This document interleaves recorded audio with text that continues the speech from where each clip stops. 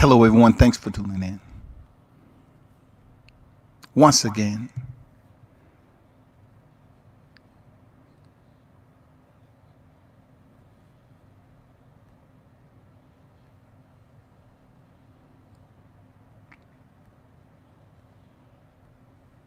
you're listening to World Combat Sports. What is good? Hopefully, everybody's doing great. This is Bellator 246. We did 45 last night, double hitter this weekend. Amongst everything that's been popping off, I appreciate everyone for stopping through.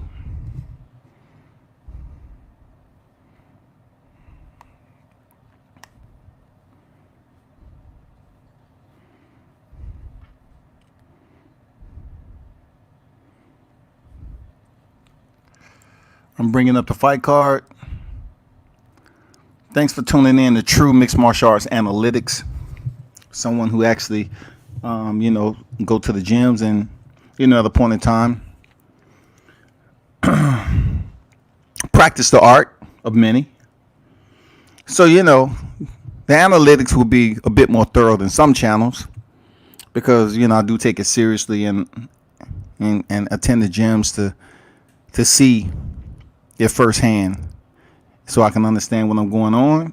See what's going on and where the fight is at, where it's going, the possible transitions, the advancements, sweeps, the traps are being set. It's just a whole entire process when it comes to mixed martial arts. Truly love it. Hit that like button when you come in the building. Real talk. Let me see who in here.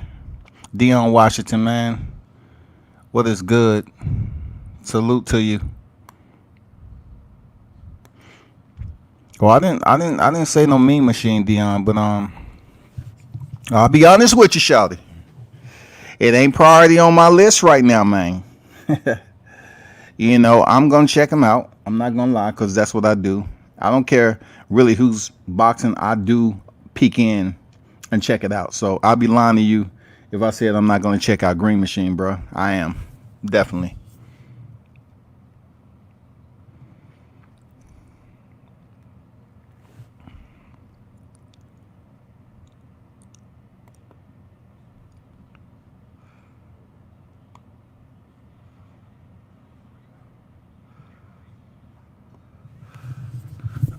So we just started a 3-round fight.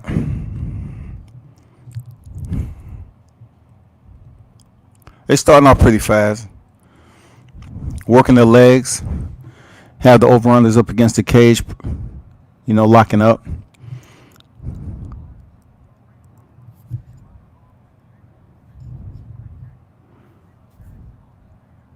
They clinching early right now, trying to see who can get a better position up against the cage to potentially change levels for a takedown. That can be any way. He tried an inside sweep just then. Wizard. So the takedown he was able to get the takedown. But good hips. He was able to get back to his feet. These two are exerting a lot of energy out the gate, which is probably the best time for you to do it. You know what I'm saying? It's probably the best time. Because you're not sweaty. You're still full of energy. So, yeah. It works out pretty good. Is it a bit boring if they stay in the clinch and don't do anything else? Well, it's really up to the referee to make that happen. Rob, what is good with you, Rob?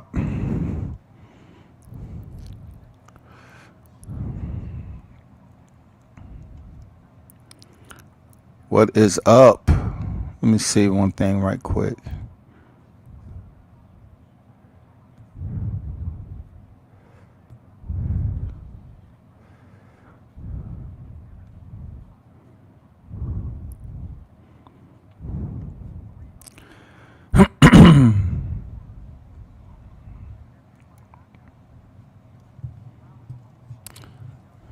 God bless, man.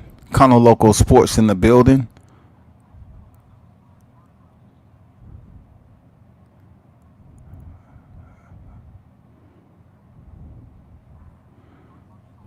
For sure, I get it.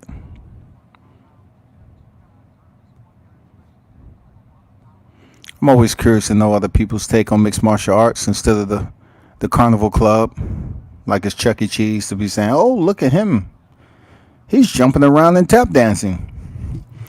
So kick straight up the middle, man. I'm trying to get the names of these guys. I kind of missed the intro to this fight. I'm really trying to get the names of these guys that's on deck right now.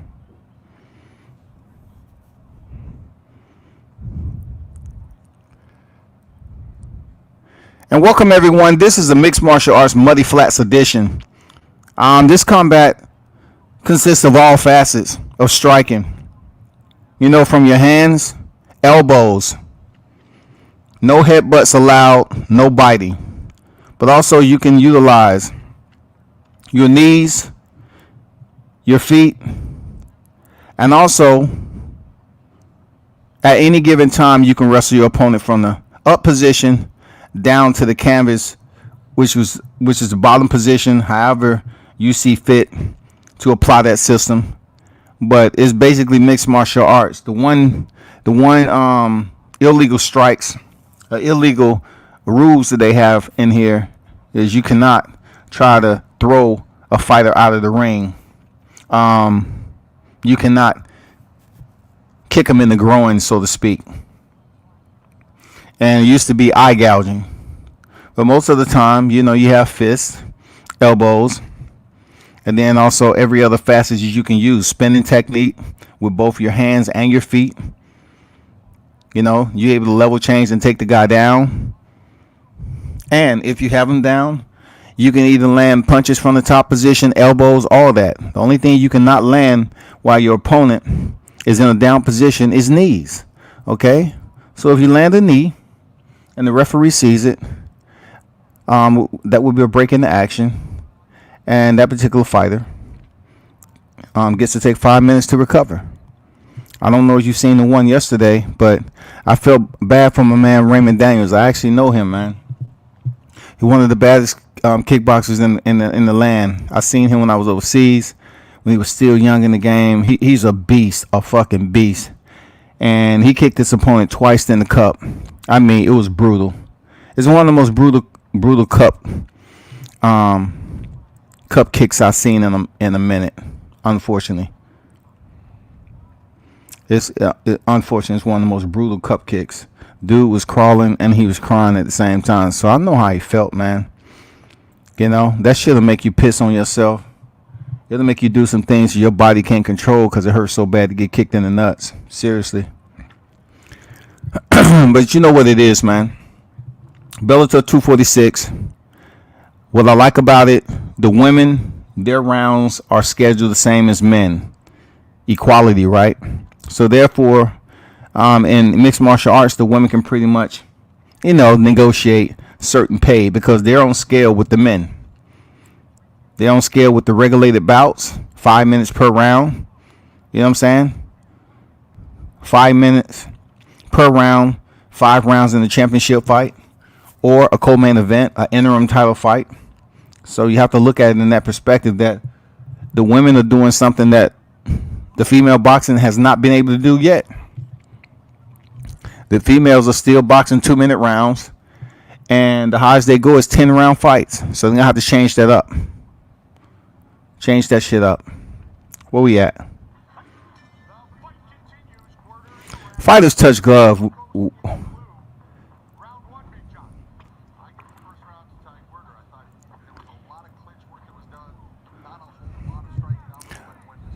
So from what I'm hearing, I'm just gonna go with the white trunks, blue trunks. Haven't even been able to get a look at their name just yet. Both fighters with a little bit of sloppy outside low calf kick. Nothing special. They are active though. Kick straight down the middle, somewhat of a teep kick. Straight counter right there from the white. I like his posture. Good defense. I like how both fighters are setting up different levels of combination attacks. You know what I'm saying? It can be up top or up low. They switching it up though. When I mean up top, up low, they can let their punches go up top to the head, or their feet. On the outside, inside leg kick. It all depends. Oh, nice spinning kick. Barely missed. It didn't have much velocity on it, but it could have did some damage. So Black level changes, try to go in, get the hips close. I'm not sure if his hands are locked, but he did a snap down. He was able to get the takedown, but wasn't able to hold it. Stacked him, and he was able to get side control. Good. Well, he actually have half control, quarter control. So let's see what happens while he's on top. So Black Trunks are on top. Not much is going on. White is on the bottom. He's preventing him from posturing. He's trying to set up something. Not sure if it will be a key lock.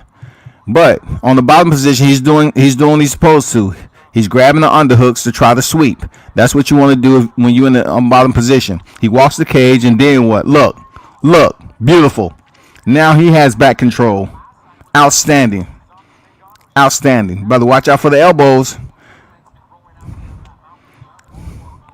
He's trying to pick him up, send him for a ride, dump him on the canvas, and go to work. Beautiful wall walk. The return to his feet off the cage. Beautiful wall walk. Nice. This is a pretty okay match, It's always education for me to see certain things and trying to see where they're going with the fight. See if either opponent trying to set traps. Lazy front kicks by Black. These guys, the gas tank look a little bit slothness, like they have the sloth-itis. Oh, nice straight left there, though. And they're fighting with 4-ounce gloves, people. So they definitely have to pay attention to the shots they land.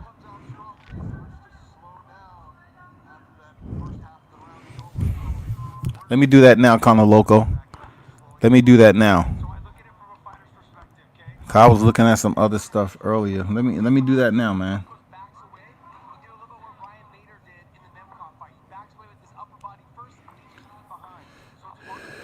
Okay, let me see. His name is Michael Jackson. Tito.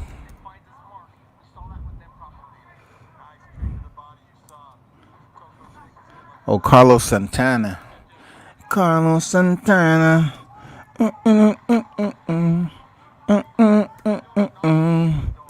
me see what I'm looking at with Carlos. We're at the box rec. All right. 12-0, 8 knockouts. All right, looking solid. I'm looking at Carlos Herrera. Hopefully I'm announcing his name right. But he's called the Chosen One from Puerto Rico. Featherweight, orthodox. He's undefeated, unblemished, 8 KOs, 12 wins, and 0 to the right side of his ledger, y'all. He's scheduled to fight November 6th at St. Petersburg, Clearwater. So his opponent is yet to be determined. But he does have a win over Ricardo Nunez. The same Ricardo Nunez that stepped in there with Tank Davis, if I'm not mistaken. It can't be. Yeah, it has to be Ricardo Nunez. Stepped in there with Tank Davis. He fought him last year. Okay, why are you gonna switch up on me? What's this?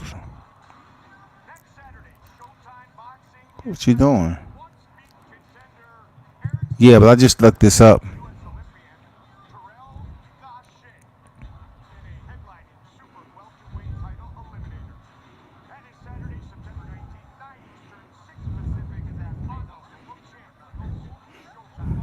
What's going on, everyone that's tuned in to World Combat Sports, man? You know what it is when it comes to boxing and mixed martial arts.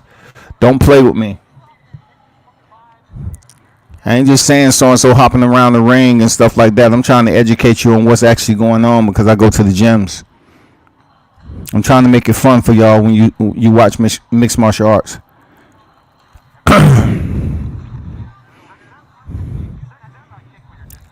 I'm giving you breakdown analytics from what I know. I hear people out here talking how they took mixed martial arts. You ask them about jujitsu, they say, I know a little bit. You ask them certain things, they can't answer. I'm like, stop perpetrating, man. Don't do that. Just learn the sport and be good at reporting on it if you're not practicing it.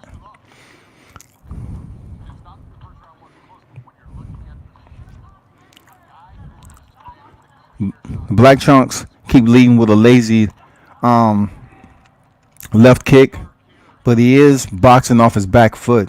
You know, the White Trunks, he's moving forward. A lot of posturing. Oh, he stepped in with a nice hook to the body and then up top. And what you see right here, what many will consider a little sloppy. You know, both fighters aren't really lining their opponent up. Both are flat-footed a bit. Black is moving around. He's sweeping. Sweeping means you're moving side to side on the outside of the cage, which is the danger zone. Nice overhand left. His opponent drops. He's in north-south position. He lets him up because guess what? He knows his opponent is hurt. Now his opponent stumbles up against, and it's all over, man. He hurt him pretty bad, and his opponent couldn't recover. So what do you get from that? What do you get? He landed a shot, and in mixed martial arts, sometimes you land a shot. If you can get a hold of your opponent, you can pull guard, or you can take them down to the ground. That's so you can recover. Most of the time, you can once they're on the ground, you can control their posture, so when I stand up and hit you with more punches. It gives you time, adequate time sometimes, just to clear your head of the cobwebs, and then you can start working. See how he stepped away? He knew he had him hurt. Don't give him an opportunity to latch on to you, and then go back to it on the feet and drop him again. Smart, very smart, very very smart. That's what you get from mixed martial arts. You drop a dude, sometimes it's not always good to go over there and get close with them on the ground. Why? Because for one, they might have a pretty elite jiu-jitsu game, and you can place yourself in a predicament now to spar or be in a web, so to speak, when it comes to the ground game. And sometimes you just don't want to play with somebody's skill set of jiu-jitsu. I'm saying you just don't want to do it. You can find yourself in a lot of trouble. If a fighter doesn't think they're on the same level as that guy and they're not fatigued enough, you'll see some fighters just let the ref stand them up so they can go back to what they was doing.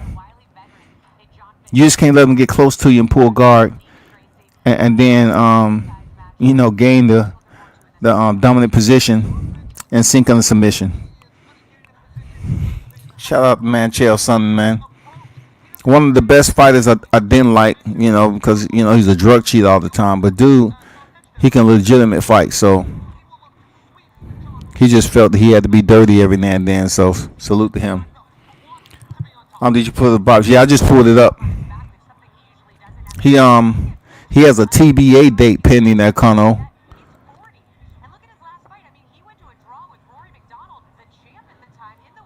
He had a TBA date for November 6th this year. It doesn't give a name, but he has been in there with Ricardo Nunez.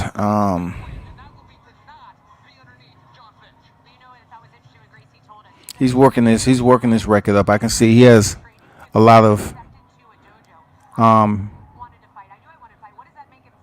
resumes on him. I mean, a lot of fight on his resumes that probably building their resume up too. So I do know Ricardo Nunez. He was a 29-10 fighter.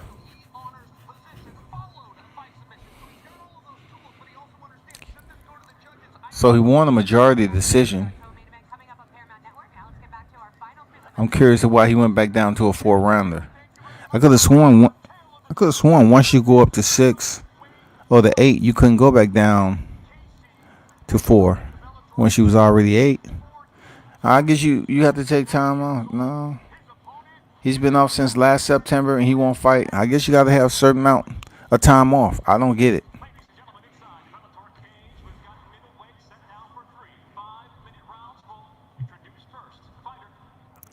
They running through these prelims pretty quick. Yeah. Hopefully everyone like mixed martial arts, man. You gotta hit the like button, please. Show some love, man. Legit breakdowns and analytics. Don't play. Don't play. Don't play. Don't act like you don't know. Oh, there go Rob in there. I didn't even see him in there. What is going on, Rob? Oh, what's going up? Well, here, yo, live and direct. I can't put on the suit. For everybody on the panel, everybody that is here, everybody that is watching, great. Yo, World Combat Sports, the godfather of all channels. To me, that's the way that I see it. En el nombre del Padre, del Hijo, Espíritu Santo. And everybody's like, yo, but where's the suit at? Where's the hat? Where's it? All right, well, this is my absence. I live with my ex-wife, my wife, and I have my son now in the room, so I can't be all weirded out because now I got, you know, I got the little boy around, so now I gotta, gotta be. You gotta tighten I, up. yeah, and I like to be my own character. I'm hearing an echo. I don't know where it's coming from, but I don't know if it's from my side or your side. But yeah, so this is why everybody, if everybody was wondering, it's like, yeah, did he do that? Yes, I did do that. I was taken off the panel. I don't disrespect panel, and if you see me, I don't play like that. I was taken off the panel. I came back to shut off my computer. Boom, there you go. My wolf said no shame in my game. All right, now that we got that over with, let's talk about this fight, world. It's always en el nombre del Padre, Hijo, Espíritu Santo. Yo, it's a privilege, and I enjoy being over here with you right now. Thank you. I appreciate you, man. I'm glad you didn't do that on my channel. God dang, you No, just I didn't mean to do that. you being a butt naked acrobat. I was listen.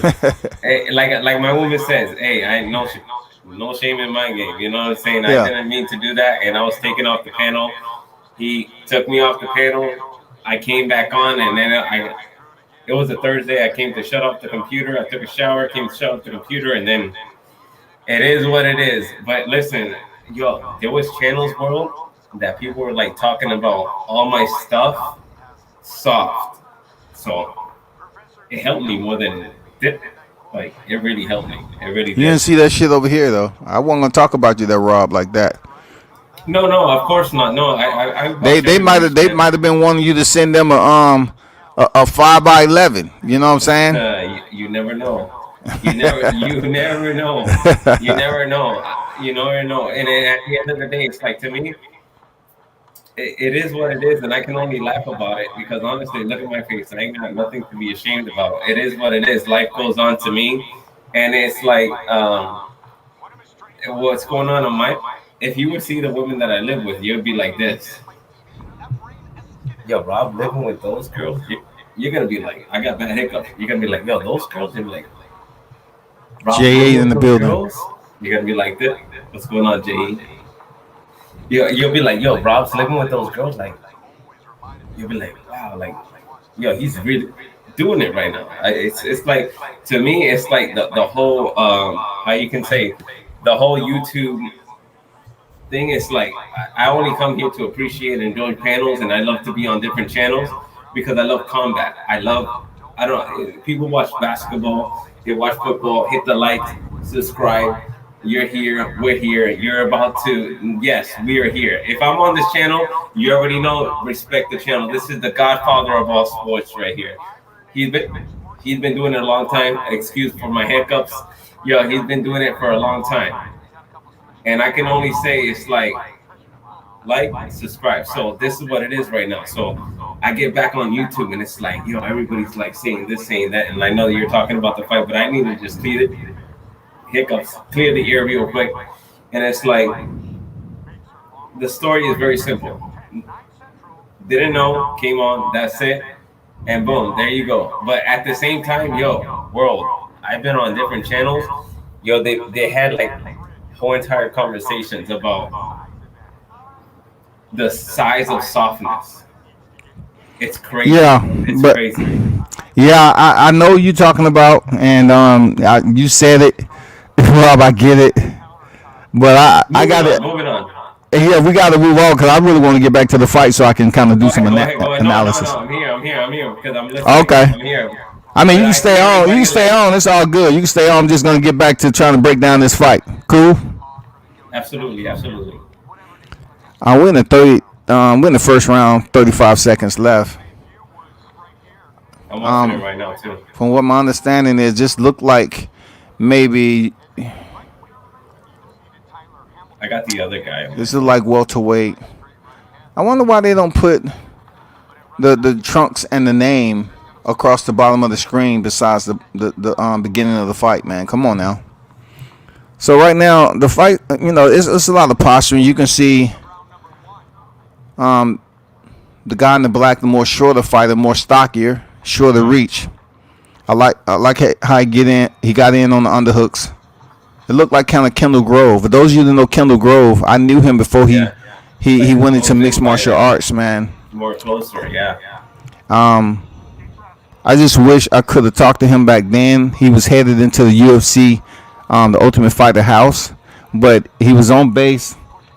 Um, the day I was there for a kumite, which is striking from the neck down. So he was there with some people, and that was before he even did his career. Man, it's been such a journey for him. One of my favorite dudes, good dudes, Kendall Grove. Man, he had his ups and downs in his career, but very yeah, humble very humble person. dude, God bless man. him. I He's a like family Kendall man. Grove, man. He's a Kendall Grove. tall, lanky striker, man. Yeah, he's the person that is like, you can have your children or your son, boy or girl, you can have him be like, that's my favorite fighter, or that's one of the fighters I like because he's a great A man. He really is. You're absolutely right. I agree. Oh, So we have round two, 5 minutes apiece. So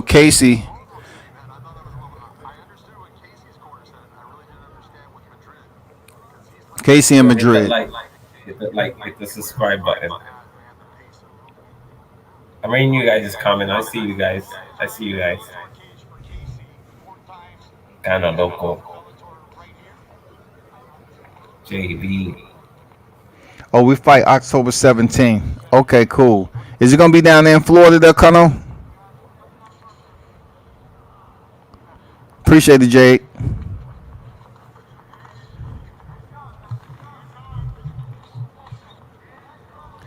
I like how the shorter fighter Casey, I guess that's his name. Casey is shooting combinations to the body, primarily that right hand. Oh, nice head kick out of nowhere. Unpredictable. I like that. No That setup, was no punch, no that rhythm. nothing. Yeah, that rhythm was crazy. You saw that? That was crazy. Yeah. I'm surprised he's not sending more head kicks up there. Just set it up with some low calf kicks, thigh kicks, and then slip one up top. That's all you need. Yeah, he has like crazy rhythm. Like his timing is like timing beats speed, and it's like Yeah. his timing is like weird. He has weird timing. I'm like trying to calculate it. It's weird. Straight to the body. He just seemed a little bit outside his range when he's trying to throw those combinations to the taller fighter. He needs to blitz in with authority. He needs to get in close with either leg kick. There you go. He was able to catch that right kick and then land the right of his arm. That's ruthless.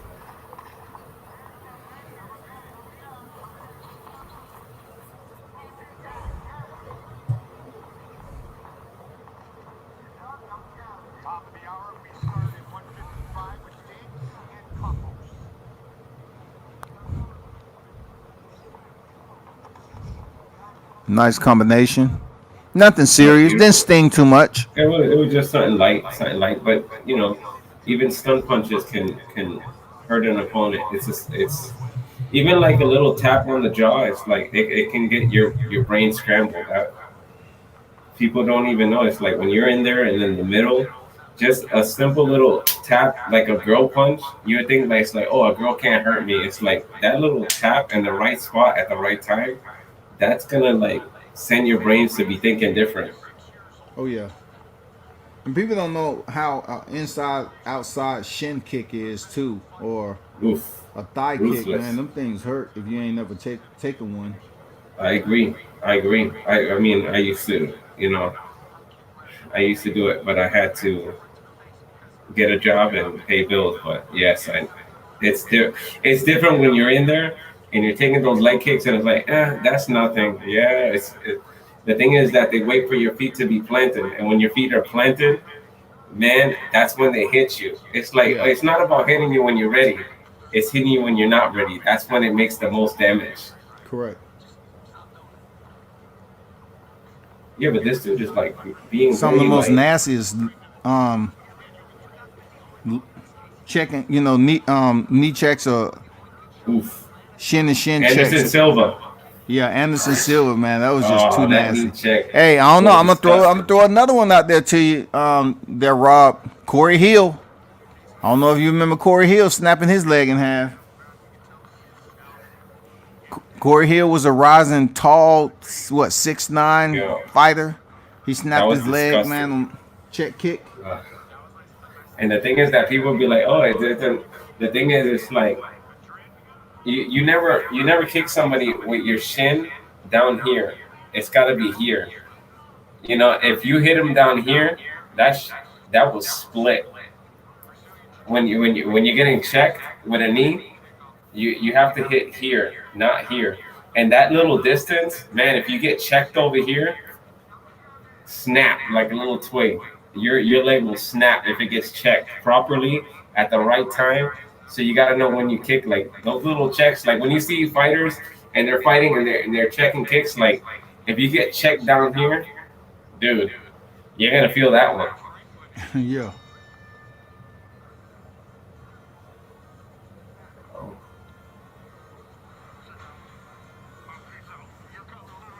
Trying to find out this boxing. See what's going on over here on Top Rank if it ain't over yet. What we looking at?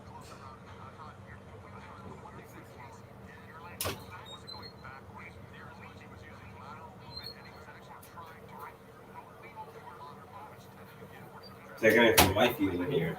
I got two of them now. Like you'll see. I'll try to get them both on. They're both beautiful. You'll be like, yo, Rob really living with two beautiful women? I'll be like, yeah. I know one of them will get on, but my woman really doesn't do the YouTube thing. But the other one will get on real quick.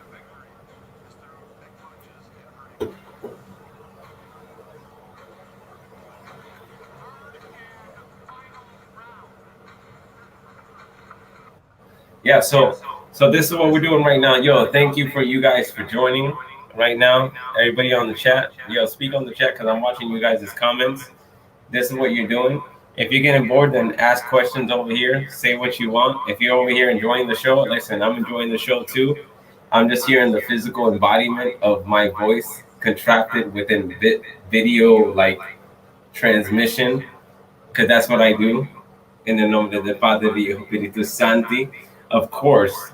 So for everybody in the chat, thank you for all you guys. And it's like I'm glad to share this moment. Yo, world, always. I'm over here and I'm not saying goodbye, but the thing is, it's like everybody's like subtle. Maybe they're just looking at me. Yeah, this is what I look at without the whole entire suit. Yeah, this is what I look at. This is what I look like without the whole entire gimmick going on. I'm a regular human being. I'm a real person. How many weeks? How many days of the week are you the average human being though? Well, the average human being is just a contraption of shell of memory. We're only the contraption of memory within an embodiment of body. Like our body itself, it's just a shell of memories. Like people themselves, they only express themselves through what they live. So when somebody says that this is how I am or this is who I was, it's really a personality archetype of what they're really not. And everybody really is what their memories tell them to be. That's pretty interesting response, right? Oh, I mean, I'm listening. I get it. No, I'm yeah, just of course. I was No, just but I mean, I was kind of asking, like, when I said contraption, I was more so speaking of the layer of the attire that you put on to become this individual. That's all. no, I mean, this is literally me. I mean, I throw a little bit of more amped up energy, of course, um, because I enjoy it so much. And to me, I don't really try to be something. Like I like to throw on the suit, the hat, and all that other stuff just to make people laugh, make people smile. But at the end of the day, when we take these layers off and you just see me like as me, I'm a regular human being that is just enjoying the formulation of any approximation of everything that is has a simulation to what I see. And when I see things very differently within my own peripheral of perspective, and people's perspective is only suspected of their own individuality of thought. That's just how I am. Okay. We're in the third round with 2 minutes remaining. I This see fight that. was pretty Okay. bland. I heard It what you was said. like, What's man, up? I agree. It's like, man,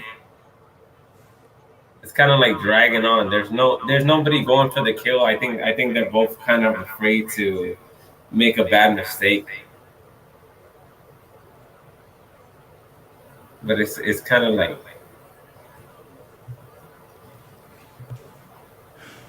I'm pretty sure, man. I'm hoping that this change, like this momentum in the next fight, changes up a little bit.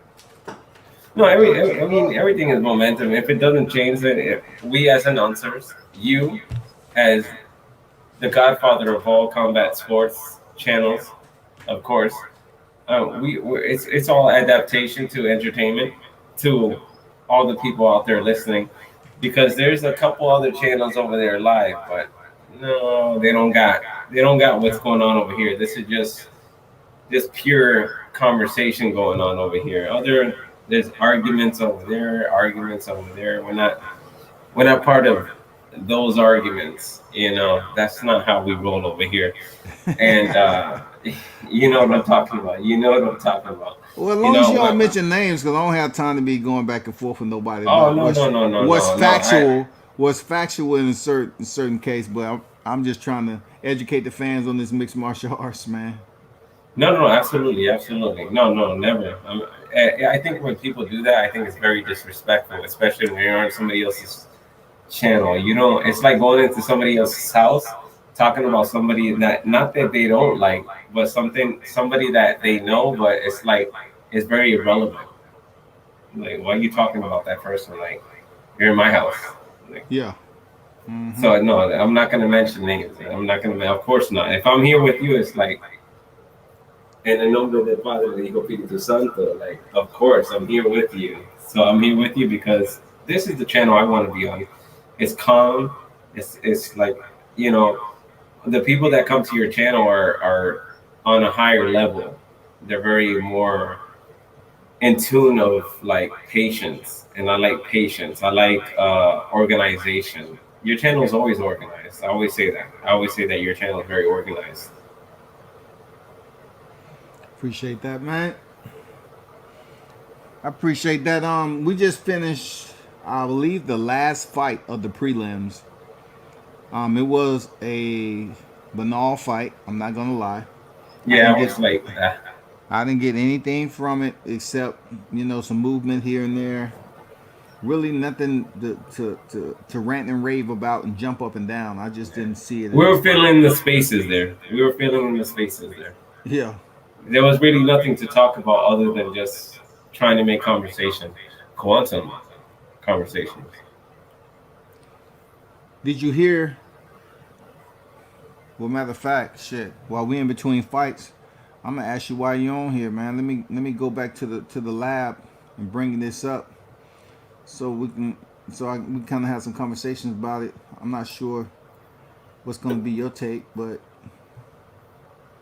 this is a big lineup that's coming, and I want to chop it up a little bit about what No, you think. listen, I chop it up. I chop it up so much that it's like, yo, samurais have died. Like, I'm like Highlander over here. That's how much I be chopping it up. Oof. Adesanya. Oh, this. See, now we're talking. Now we're talking. All right. Wow. Adesanya versus Costa. I got Adesanya winning that one a lot more easier than people think because I think Costa is just he's a dumbhead. He's just a brute force. Adesanya is his IQ is just it's going to be too much, and I think that Costa's going to be too aggressive, and I think Adesanya is going to really clean him out like that. I think I got Adesanya for the win with a clean knockout on that one. What do you think on that? I mean, what round? I think Costa's pretty good. He pretty good It's with good. his patience and his putting his hand and kick combinations together, man. It's amazing he's able to lose all that weight and come back down and make 185 because he looks like he's That's a big boy. 210, 215 It's in a between big boy. fights. He should go work for Calvin Klein. I don't think he should be fighting, but he can be fighting. But I'm just saying, like he should like he'll make more money working for Calvin Klein. Like this guy's like model material working to get beat up. It's like, dude, you'll make more money being a model. It's like get out of here. But I think I got ring IQ is very important. I think that his brute force is gonna go against him, and I think Adesanya is gonna be there. He's gonna wait for the counter, and he's gonna get the counter. And I got Adesanya probably by like the late first round or second round knockout. As ridiculous Okay. as it might sound, it's just the intellect. I'm looking at the intelligence, and everybody's saying, "Oh, but look what Gaslam did to Adesanya." No, but Adesanya learned from that fight, and people are forgetting that. Um, Fighters, if you're really a fighter, you learn from prior experiences, and I think that Adesanya learned a lot from that fight. That's why when he was fighting Robert Whitaker, he tried to do the Gaslam type style, try to rush in and cut distance and go close range. But Adesanya was just he was just that much out of range. He was like that much out of range. He was like so much out of range. It was like he was there and the punches were like this far away and he was like it wasn't even it wasn't even close. It was just he already learned from that fight. So that's why I think Acosta's gonna sit there and try to rush, and I think that Adesanya is just gonna go catch him clean. I got Adesanya. If it's even competitive, it'll go to 3 rounds. But I got Adesanya 2 rounds or less. As ridiculous as that sounds, I what do you think? I don't agree. I just look at like Adesanya said he was going to be the first to stop Yoel Romero. He wasn't. He kind of made it a boring fight. So I kind of look at Paulo Costa as kind of his build being like Yoel Romero, and he's a physical fighter. Mm. In Younger. my opinion, the first 2 rounds, Adesanya is gonna absolutely be patient, and he's gonna use his range early, especially those long kicks that he has, and then pick the right place, to put his punches together. I truly think, yeah, he's gonna try to pick them apart. To be honest, knocking them out in 2 rounds, there, Rob. I don't think That's so. crazy.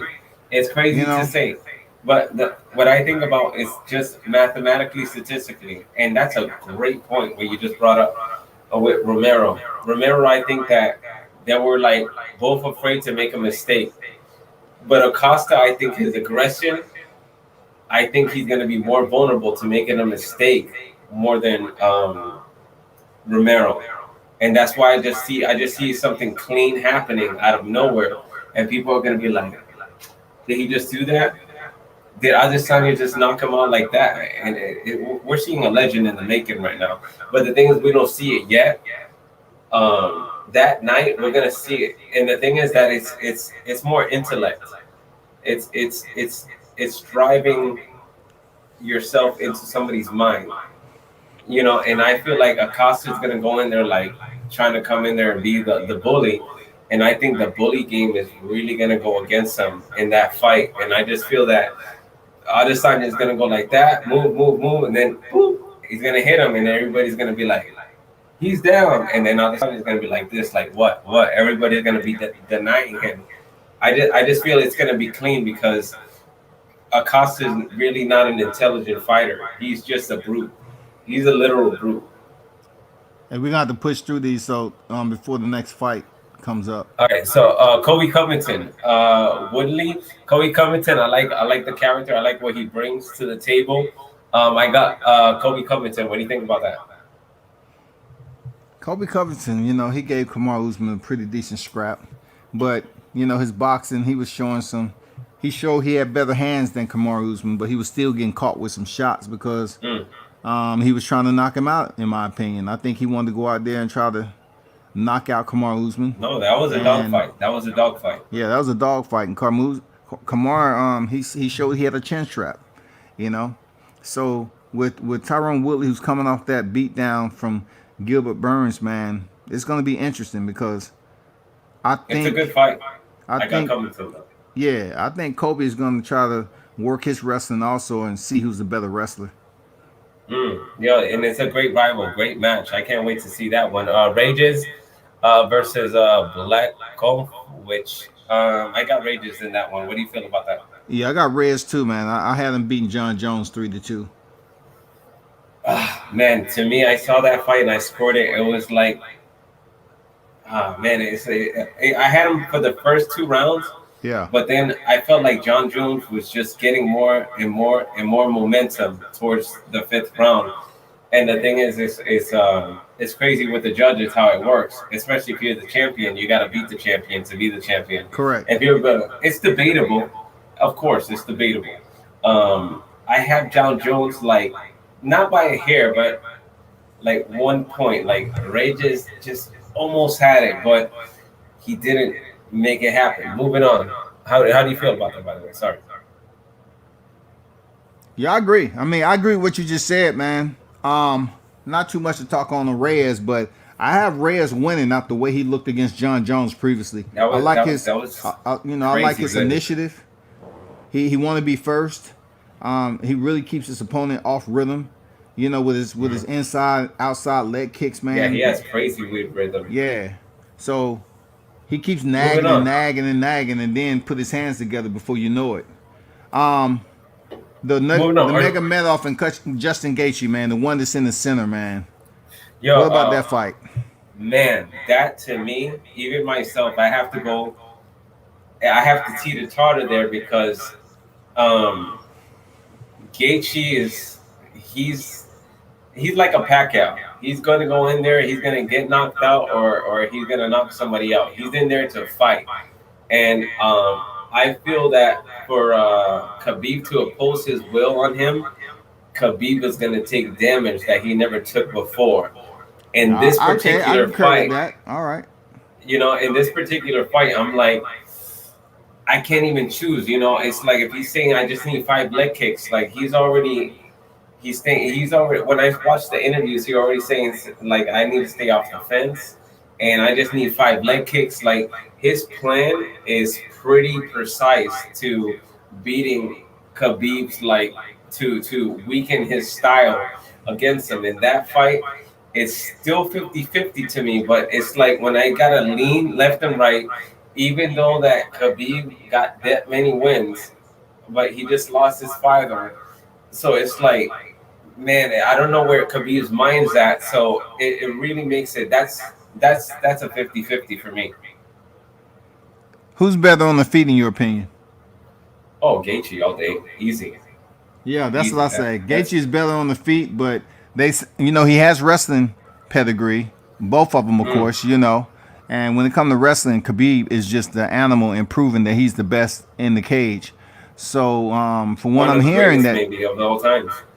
huh? Yeah, 2-time Sambo world champion. So, I guess that we're gonna see how good Justin Gaethje's takedown defense is. Yeah, and that's what he already knows that that's what he's gonna rely on because standing up. This is not like Conor McGregor. He has great stand up.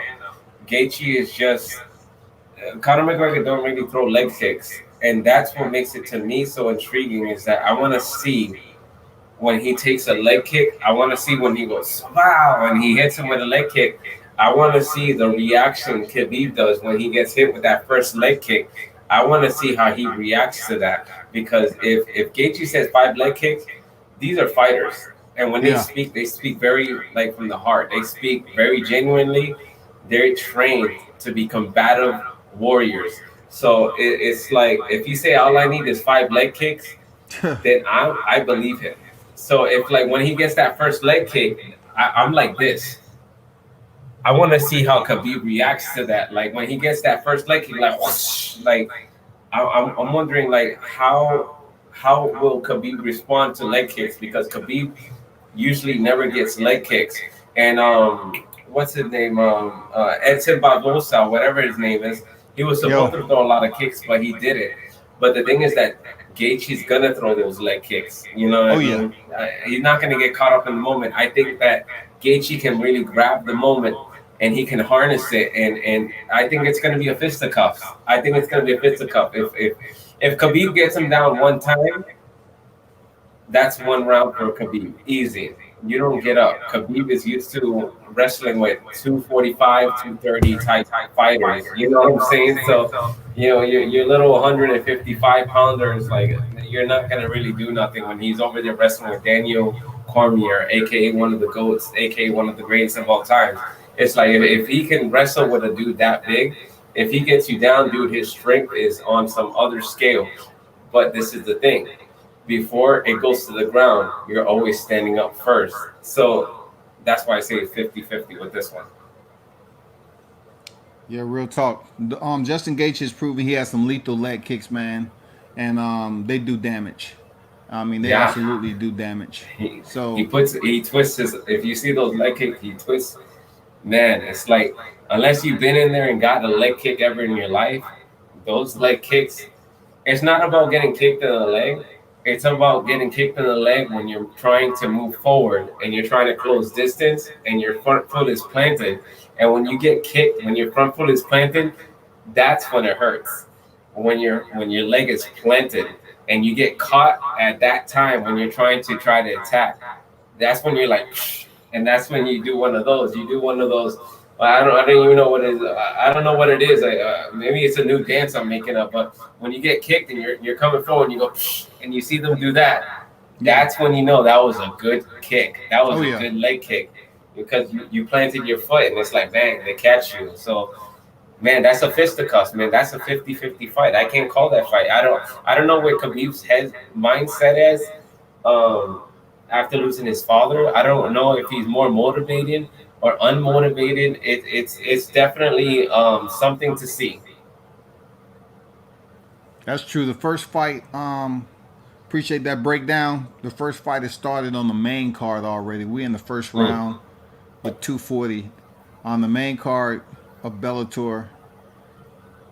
So once again,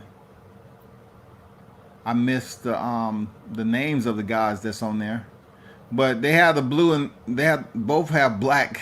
They have black trunks on. But shoot, you have top position right now, open guard, and from hearing people say they train mixed martial arts and they do this and do that, but you can really find out who trained and actually put in some mat time, man, if they actually know how to commentate something like this, or if Mm. they actually been in the sport to practice and remediate. I mean, it's a lot goes on in the ground, man. A lot. It does. It does.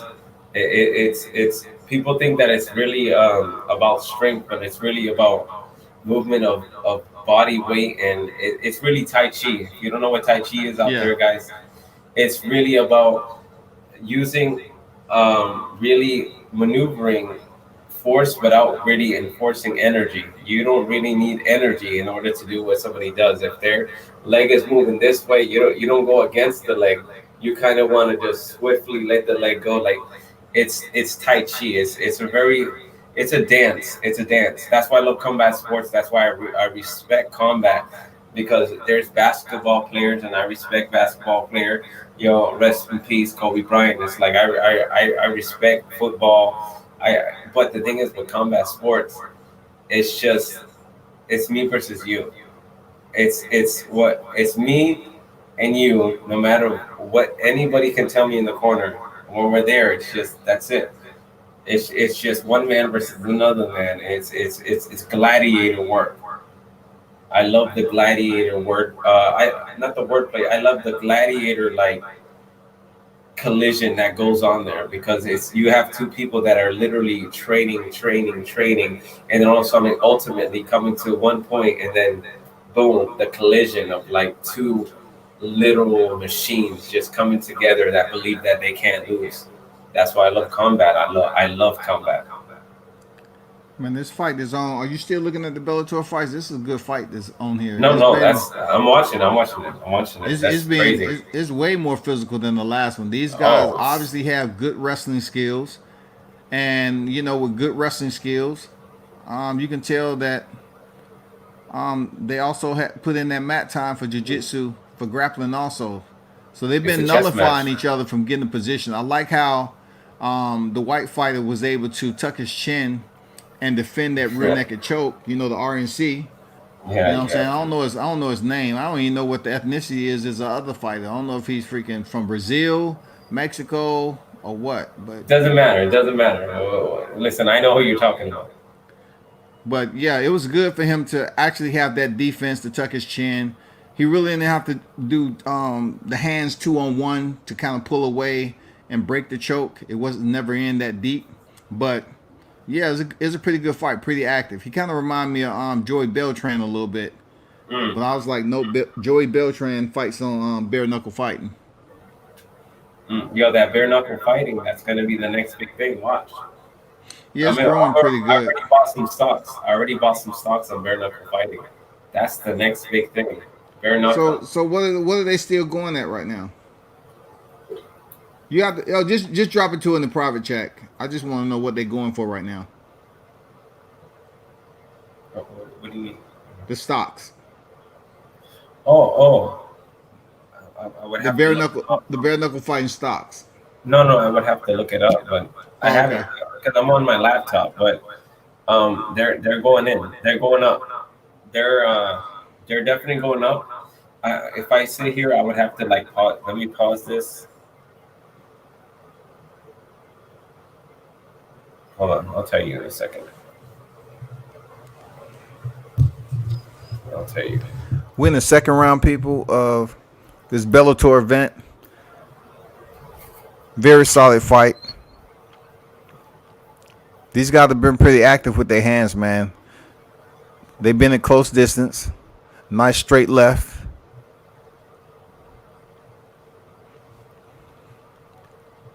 I like how he level changed. His hands are locked. No, not now. He was able to split the grip.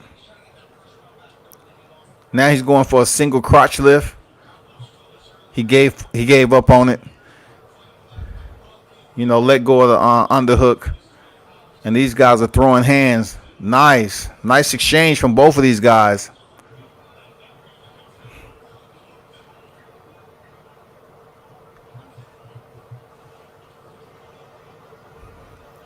Solid punch.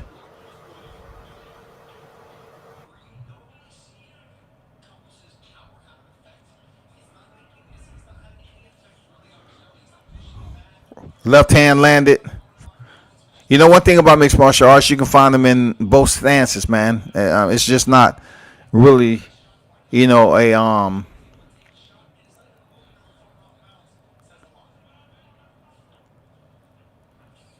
a priority. You don't walk in there with a priority position. A lot of mixed martial artists, if they really want to be versatile, they absolutely switch stances and fight from either stance. Man, they're showing some nice combinations. I like it. Yeah, so right now bare knuckle is like point 0.5 stock. Point 0.5. Point 0.5. I was really asking per stock. What would be the cost per stock Now you if I send me want to buy? on now you send me If I on the mission. Hold on. Oh, you don't have to do it now. I just whatever.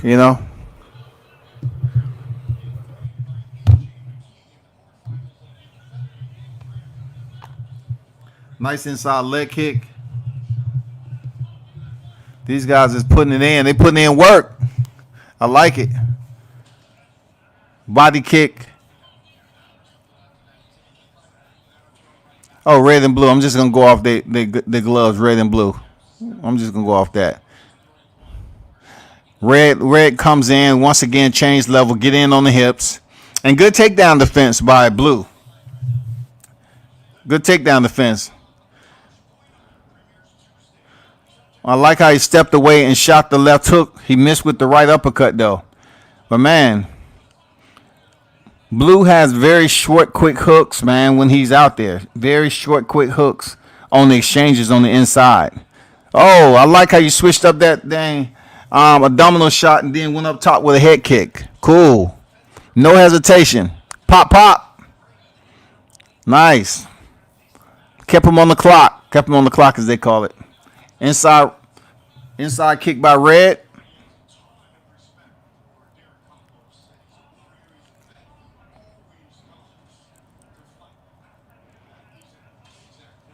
Stiff jab by both fighters.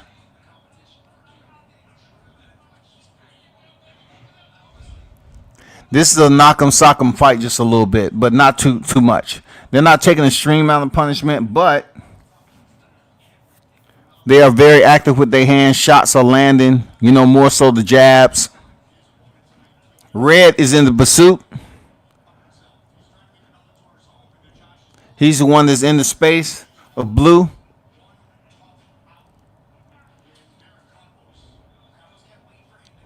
He's putting that pressure on him, man. But every time he steps in for that pressure, I like how Blue is popping him in the face with that jab, ringing the doorbell. He's staying active with that. He's not playing around. And he's landing some solid kicks, man. It's causing the 360 pirouette. You know what I'm saying? The 360 turn. This is a nice exchange, man. This is a tough fight. Yo, I can't find it exactly. Okay. Everyone who's tuned in, I apologize if you're on the YouTube side of the house, man. Hit that like button if you choose to. And those boxing fans, if you're not a mixed martial art fan, you can still get on here and chat it up about any earlier talking points that I had. But this is mixed martial arts, Muddy Flax, and of course, I'm definitely trying to get in on that Kavalauskas fight. If you give me a minute. Kavalauskas wasn't really something I was going to talk about today, unless he was fighting Terrence Crawford in a rematch, but I knew that wasn't happening. So hopefully not to offend anyone, but I'm being serious. So we have Mariaga and Joet Gonzalez. If you didn't remember, Shakur Stevenson fought him. And, he was dating his sister, but Miguel Mariaga, he can fight. I mean, he can fight, man. Seriously, this should be a good fight, man. Looking at it, should be a very good fight.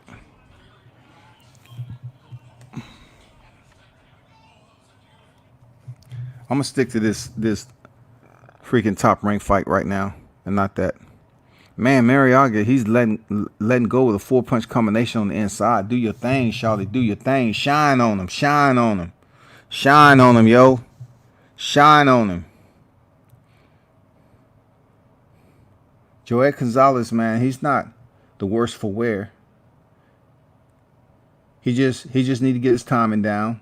Mariaga is really stepping in and letting more than one, a minimum of 2-punch combination touch up Joet Gonzalez just a little bit.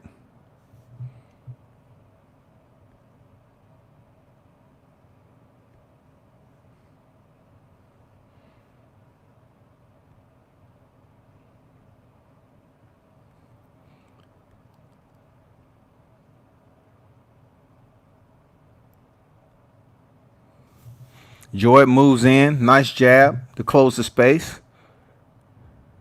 pin the gap. Mariaga once again, 3-punch combination, reset. He unloads again. He's keeping his volume up pretty damn good.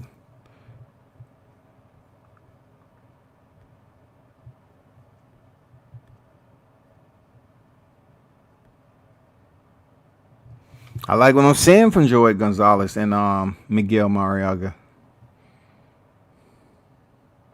And this, people, is the 9th round. And these guys are still going at it. Nice combinations on the inside, but Mariaga, keep that up. Gonzalez is pressing.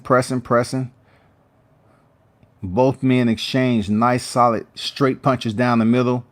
Jab bounce off the head of Mariaga. Joet closes in, lands some stiff hooks to the body. He's really showing that he's disciplined.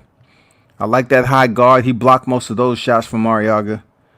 But Joet Gonzalez is putting in work, man, in this 9th round. He's putting in work. It's about, 11 seconds left. Now Mariaga comes back. He takes some momentum briefly. Backs off, lands some combinations, step away. Joet, he pressured him that fight. He was the one in pursuit. So we go into the 10th and final round, y'all. 10th and final round.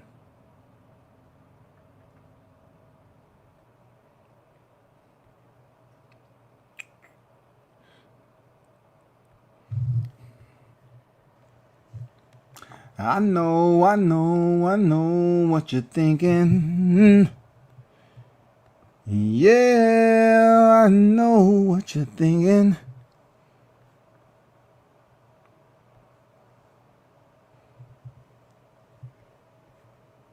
What you gonna say about it? What you say? The in between rounds. This last and final round is coming up in this top rank affair. It should be good. Zuski versus Kavalauskas is the main event.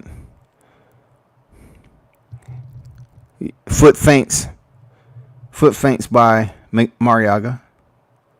It's popping the jab out there, measuring it. Then comes in with a nice, crisp 3-punch combination. Really keep it busy. Gonzalez pressed forward, letting his hand pop that jab out there on time, clocking in. Mariaga, head movement left to right. Puts some distractors out there. When he moves his head like that, he does get the high guard attention from Joet. He gets the high guard. So, and there's no punches coming, but he tends to get in that winky right high guard. I don't know why, because Joet comes back with his own 3-punch combinations, looking real nice. Real nice, Gonzalez. I like the upper body movement by Mariaga, man. I like how he's fighting. Real talk. He ain't come to play. Jab. Gonzalez with the left hook. Line him up to the body again. Mariaga comes in, close distance, shots to the midsection. Joet tries that left hook, misses. Nice 1-2 to the body by Gonzalez. Keep pressing. He's pressing. Both of these fighters, Mariaga steps in, and always a 3-punch combination. Just let his hands go. It's not a lot of mustard on him. He just let him go. Keep him busy. Keep him cautious. Keep him honest. Minute left in the fight. Joet is on the hunt. Gonzalez is on the hunt. Pushes Mariaga up against the ropes. Left, right hook. Catches Mariaga right there with another straight right. These guys are going at it. Very nice action. Solid action. Solid. Gonzalez in the corner landing some hard shots. Mariaga return. He counters. Man, that was like a 4 or 5 punch combination shoe shine on the ropes, man. That's how you're supposed to shoe shine off the ropes. This is pretty. This is pretty business. This is sweet science. These guys are going at it in the bubble. Hell yeah, this is what I'm talking about. Both of these guys, man, showing they can box. Entertaining fight, man. Entertaining fight. Gonzalez is not playing around. He's pressing the issues, and the final bell rings. So we will absolutely see who takes this victory. Gonzalez does have a bit of, minor abrasion, a cut on the right side of his face. Nothing serious, for him to quit the fight because he made it to the end.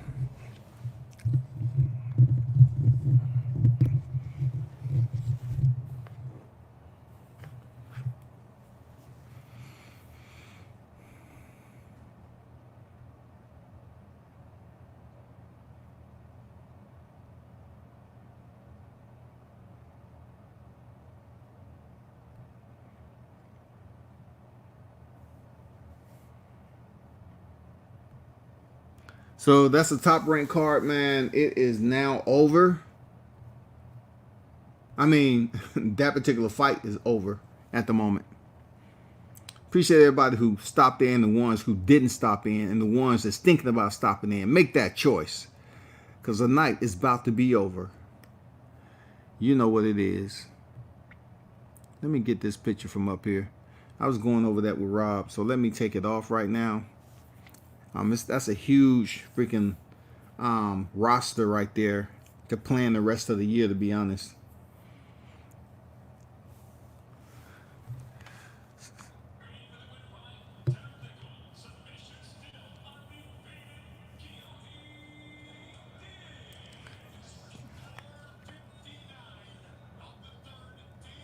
Keone Diggs. So I'm going to take you back to a submission since I didn't see it. I was looking at the boxing. So I'm going to take you back to a submission and kind of break it down analytically and tell you what I see.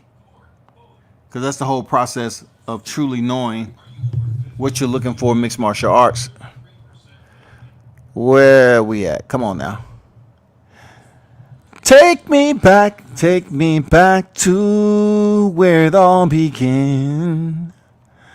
I just want to see this submission so I can talk about it.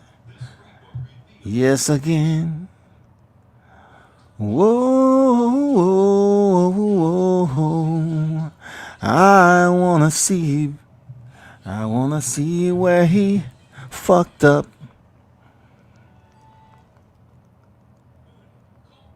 Come on now. Where you at, Shawty? Well, yeah, you couldn't have been on 30 commercials, man. How many sponsorships y'all got to pay? God damn. Okay. So from what I'm seeing, he worked himself to government back control. So, okay. So I'll take you right now. He has both hooks in, and as before, he had his right arm on the chin. This looks a little tight because, of course, of the position that the guy's in. He don't have any way to stop the arm, and he'll readjust the grip, and the guy's out. RNC submission. That is properly how it's supposed to be done. His opponent wasn't able to grab a 2-on-1 to kind of break the choke a little bit. He was done, and probably fatigued too. So it didn't look like it was under the chin, but he might have just gave up because he couldn't get out of it. It didn't look like it was on the chin. Let me take another look at it. Yeah.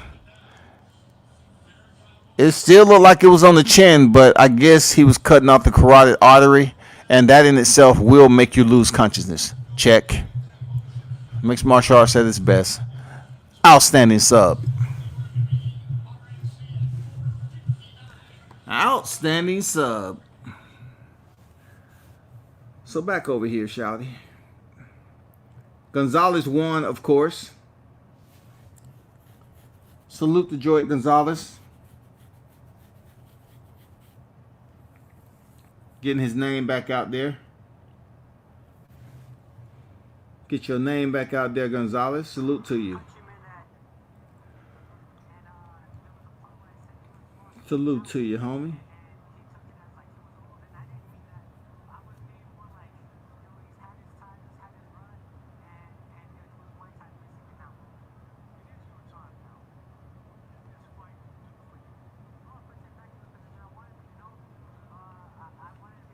What's good, everybody in the building, man? You have any questions about, MMA or the fights that's going on in boxing, let me know, man. It's all about the analytics.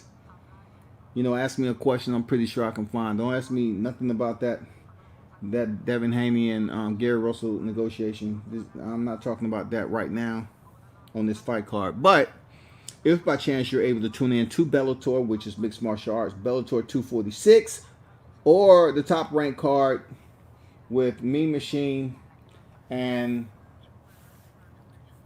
Zersky, it's on deck for the main event. Now, of course, a lot of people is going to be trying to look at how Mean Machine look. Does he actually have a chin? Is he tougher than what people believe when he fought Crawford? Or is he just that guy that's a piece of bubble gum? Is he a bubble gum fighter? You know what I'm saying? Is he bubble-licious? Is he just soft and chewy and people can goddamn do what they want? Go give him that work, rough him up, box him, and then spit him out.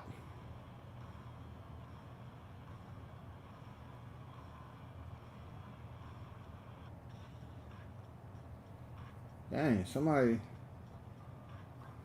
late tonight. Wow. Dang, people doing boxing lives late tonight.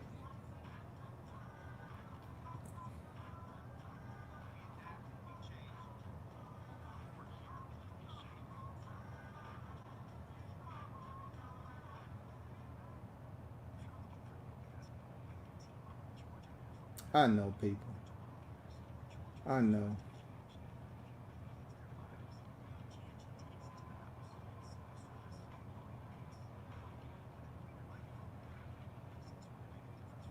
Man, y'all better get on here and talk this mixed martial arts. How you gonna figure it out? Shit. Y'all better come get this free edgy EDU. Get this free EDU. And you know I'm the only one out here talking it like that, man. Come on, man. Stop playing. Stop playing.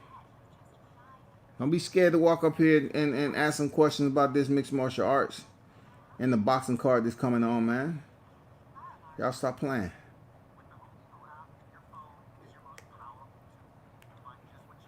Return of the Mac.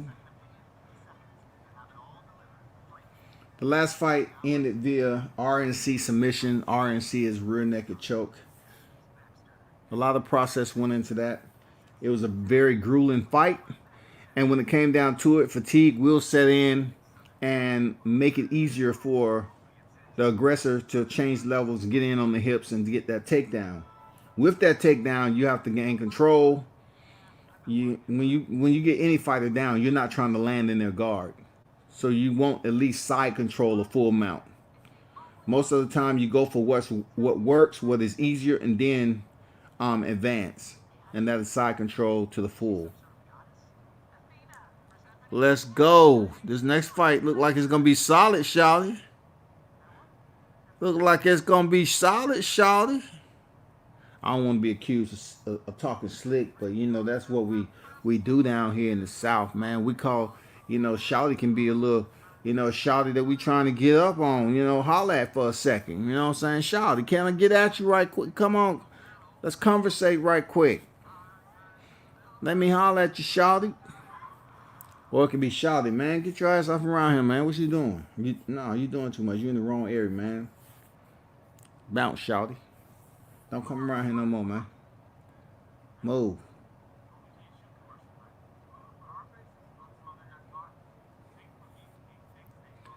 As long as it's not anything disrespectful.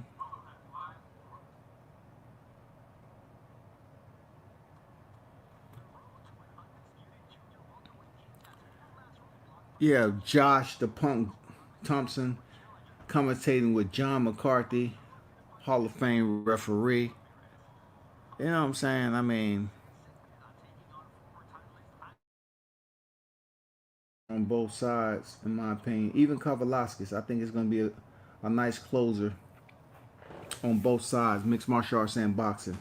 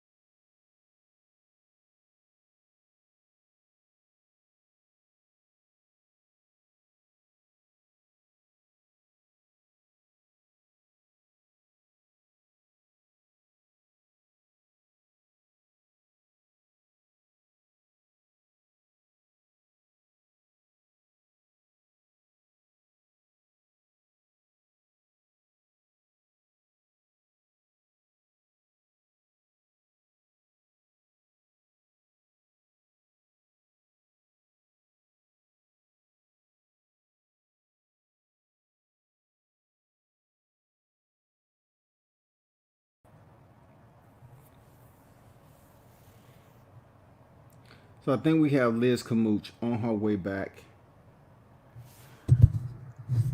Get to see her fight. One of my Marine comrades, real talk. So I'm definitely going for Liz Camooch.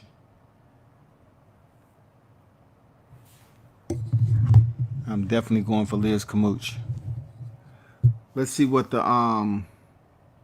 top rank card have they brought their next card on deck.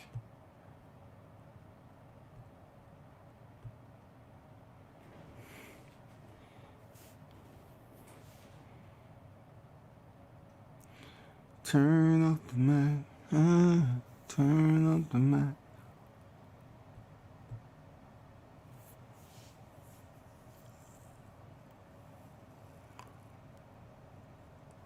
So they're just talking about Crawford Benavidez, and then they're gonna, I guess, bring up Kavalaskis when he fought Terrence Crawford. You know, the same replays they do. You know, when fighters ain't trying to see that shit again. You know what I'm saying? They're gonna bring it up. That's what they do. They probably gonna show the highlight where he dropped Crawford.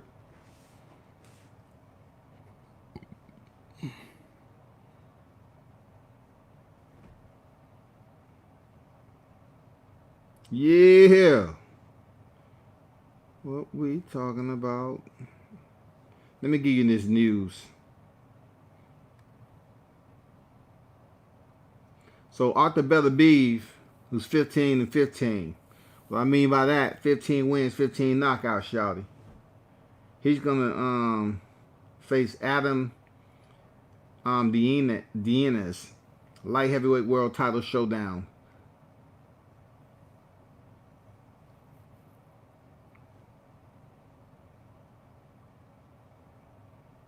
This is gonna be October 23rd, Moscow.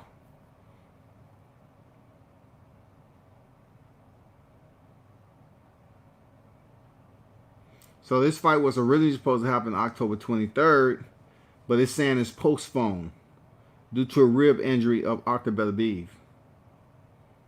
The only current world champion with 100% knockout rate has not fought since the 10th round stoppage victory of Alexander Vosnik, which was a damn good fight. If you don't know, now you know. It was a good fight. Last October to unify the titles. Damn good fight. But that's a little boxing info for anyone who's listening. Yeah.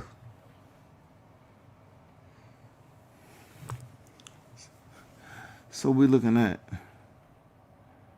Kavalaskis, you know, the mean machine back there ready, gloved up.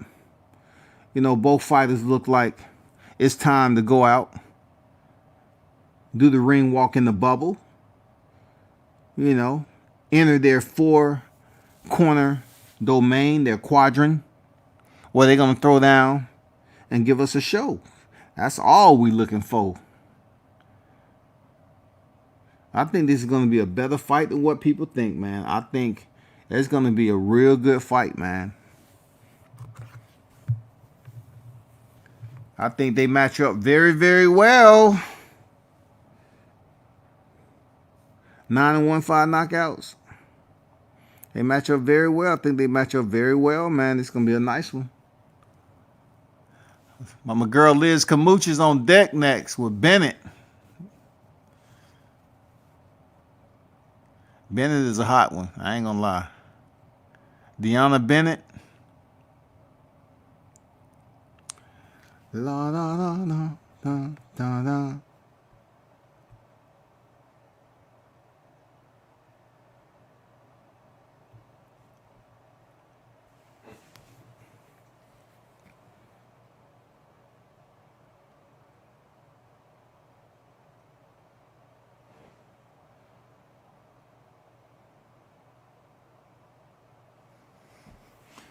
Okay. So they in the ring. They in the cage.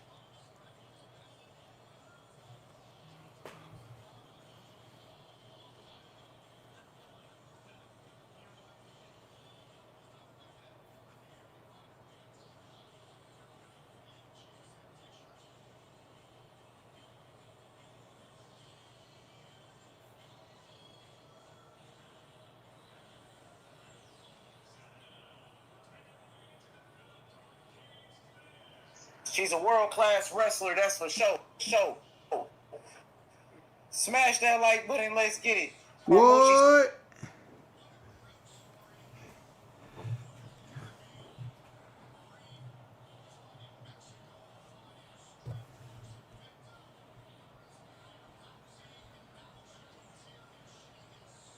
What? Let's go, Liz Camuch.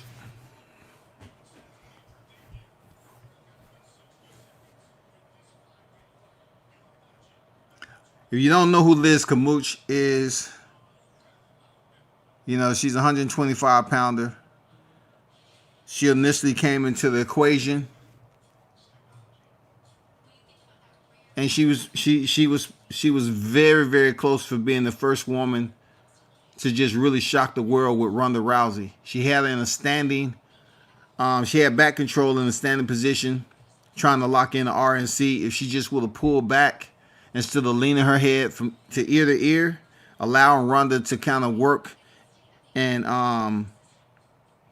you know, to be able to unlock the hooks and toss her down to the ground. If she could have stayed up and kind of leaned back and allow Ronda to fall back and, you know, and keep her in the guard on back control, I'm curious to how that fight would have ended, because she had a choke locked in pretty decent. I was pulling for her on that night too, but Ronda, you know, she turned it around.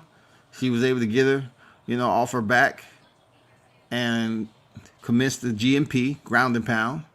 And that's where the trouble went downhill from there. And she ended up stopping Liz Camuch. Kavalaskis, Zuski is walking to the ring first, and then Kavalaskis.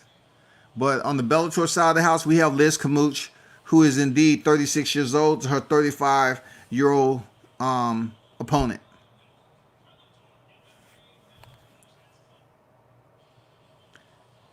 .66-inch reach for both women.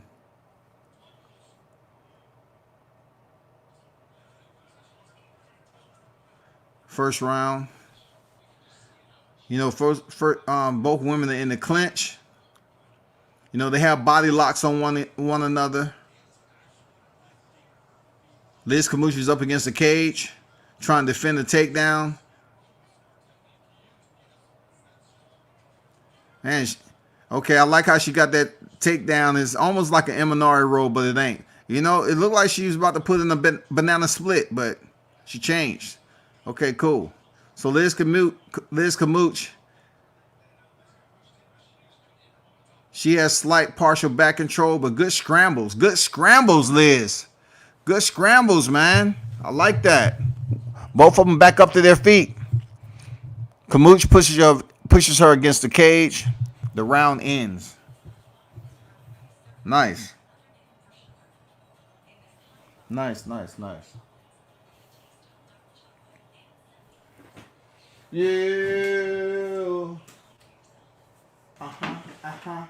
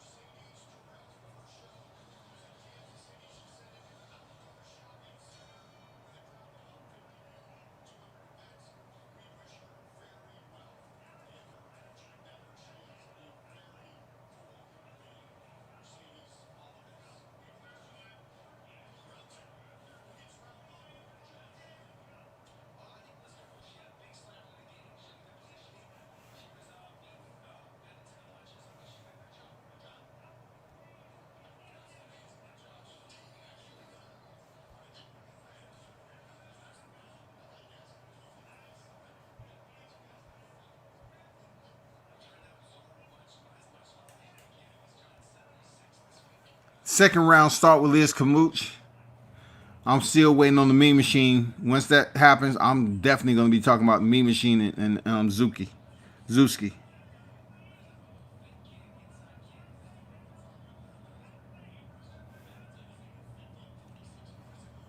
I mean, it's not really a exciting fight.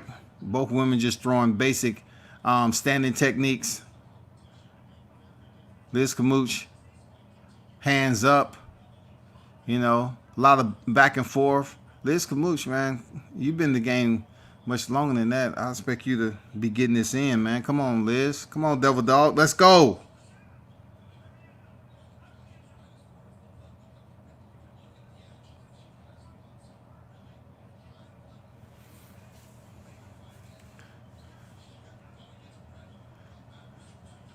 Oh, nice level change. Nice level change. Let me see if she's gonna be able to get up underneath her. Kamooch with elbows.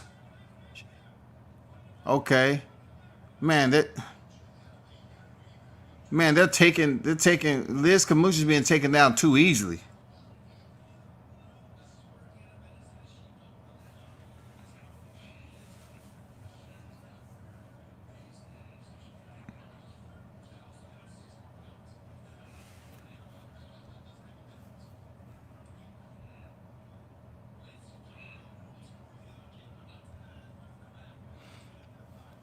You know, people, we got the Mean Machine on deck, man. This we've been waiting on.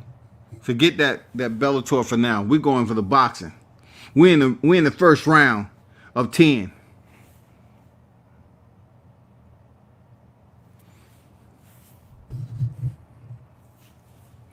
Nice jab.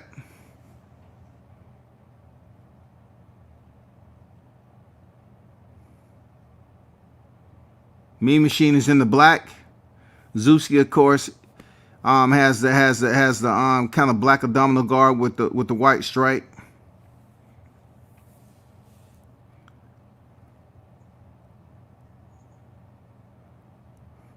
A lot of posturing back and forth, touch jabs.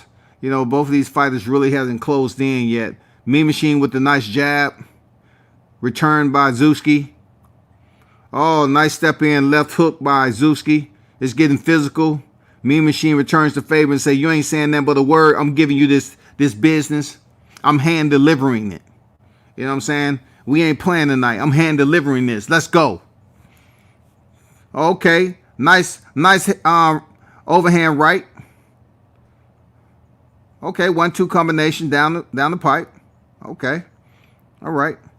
Jab. Nice jab. You know.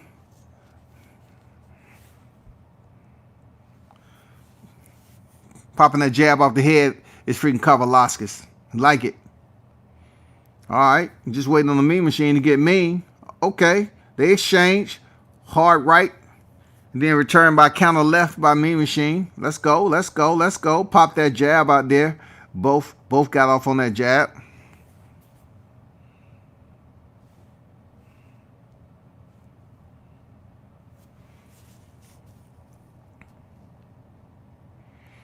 Okay, Zuski's tried to step in with the left hook with no setup. You got to do better than that. Have to do better than that. Really. You have to do better than that.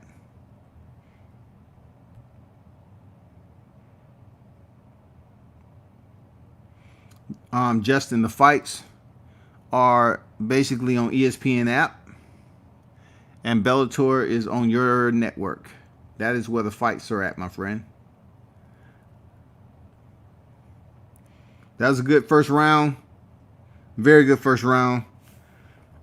It wasn't like it was just like one really, earning advantage over the other, landing some damaging blows. It wasn't like one of those high impact first rounds, but it was some pretty good moments in there. They just showing how Kavalaski slipped to the left and then shot that left uppercut. He slipped Zuski's right, and then he shot that left uppercut. Real nice, real nice. Shout out everybody that's in the live chat, man. Drop your comments on the fight. We're looking at Kavalaskis, aka the Mean Machine, against Zuski in the main event. Second round on deck. Let's get it. Let's go. Everybody's watching to see if you really got some solid boxing skills there, Mean Machine. Let's go. Okay, he comes out. Zuski, close distance, and he was met by Mean Machine. I like the sharpness of Mean Machine with that jab. It's piston. You know what I'm saying? Slingshot like jab, man. I like it. Yeah. 1-2. 2-1, rather. Mean Machine came over the top on that counter. He countered that right hand over the top. It's getting physical. This is a 10-round fight. It's getting physical. That's what we thought. I like the form of Mean Machine, though. But Zuski, I can say the same for him. He kind of reminded me of an old school throwback fighter. Seriously. He reminded me of an old school throwback fighter, man.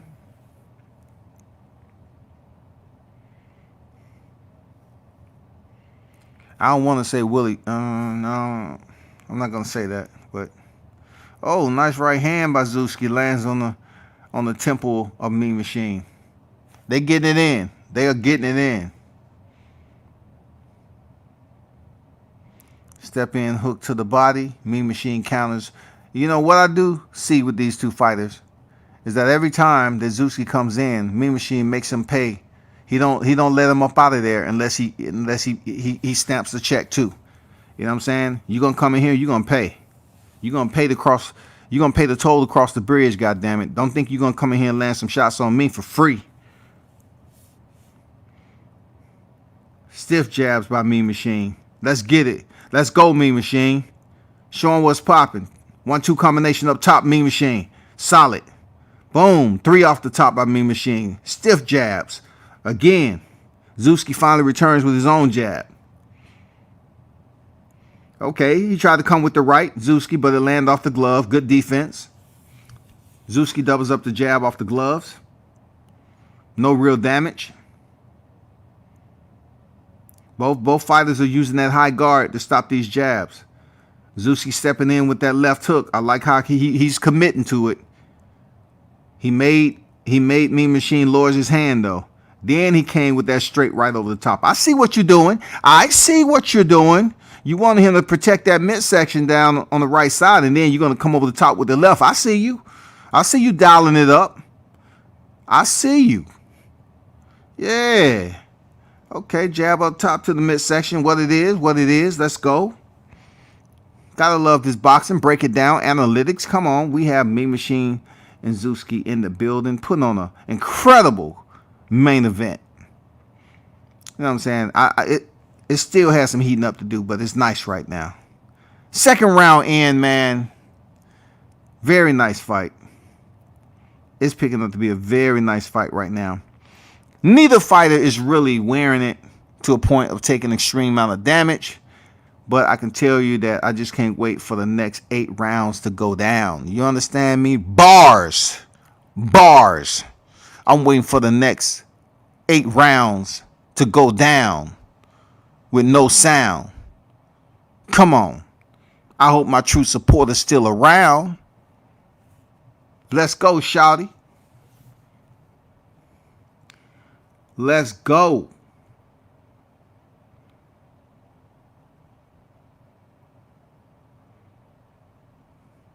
If you're in the building, do me a favor. Just do me a favor and smash that like button. Whoa, just do me that one favor. Smash that like, smash that like, shawty. Smash that like, shawty. Do it. Smash that like, shawty. Man, that Bellator fight is over already. Shout out to my girl Liz Kamooch. Sinking in at RNC, showing she still got them jiu-jitsu skills. You know what I'm saying? Easy work locking in the RNC. With the gable grip, palm-to-palm choke. That palm-to-palm choke from the rear. Come on, man. Analytics. What are you watching? Third round on deck. Zuski is letting his hands go, man. 1-2 punch out the 1-2, man. And then, Kavalasis come back, cool it down a little bit. Pops the jab out there. I like the space that both fighters are giving us tonight. And that is toe-to-toe, so to speak. I'm talking about, the lead foot. And they're just boxing. The fight really haven't started spinning out of control yet where, we had one of them hurt. Nice 1-2 up top. And that was the compliment. Zuski landing that hook to the body. Zuski is really putting some mustard on his shots coming in. Okay, Kavalaski just hit him with a 3-punch combination. Both fighters are digging to the body. They have the shovels out. It's construction work going on here, y'all. They trying to break each other down with those shovel uppercuts. Those shovel hooks to the body, rather, and those uppercuts. Very nice. I want to say that Kavalaskis seems like the stronger fighter, to be honest. He just gives me that energy, that image in between exchanges. He's doing the more damage. Zuski still with that straight left.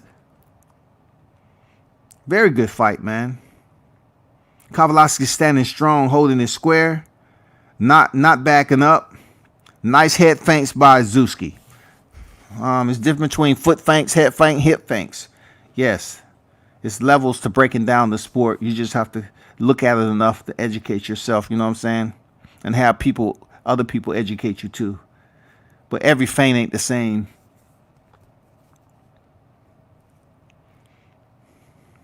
Nice. Stiff jab by Zuski. Return with a left, a double up left from Kavalaskis. Both fighters are center square, where we will hope to see every fight. This is a very entertaining fight. Kavalaskis rushes in with a wild right to end the bell. Yes. Very, very entertaining. Yes, it is. From the bubble. Let's go. Very good fight. Very, very good fight. I'm not going to lie to you. I'm definitely not going to lie to you. Man, hit that like button. You know what I'm saying?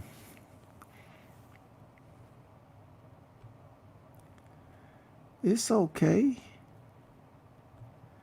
This is Top Rank Edition. Kavaliauskas versus Zuski. A Top Rank affair. I appreciate everyone who chose to stop in and support World Combat Sports.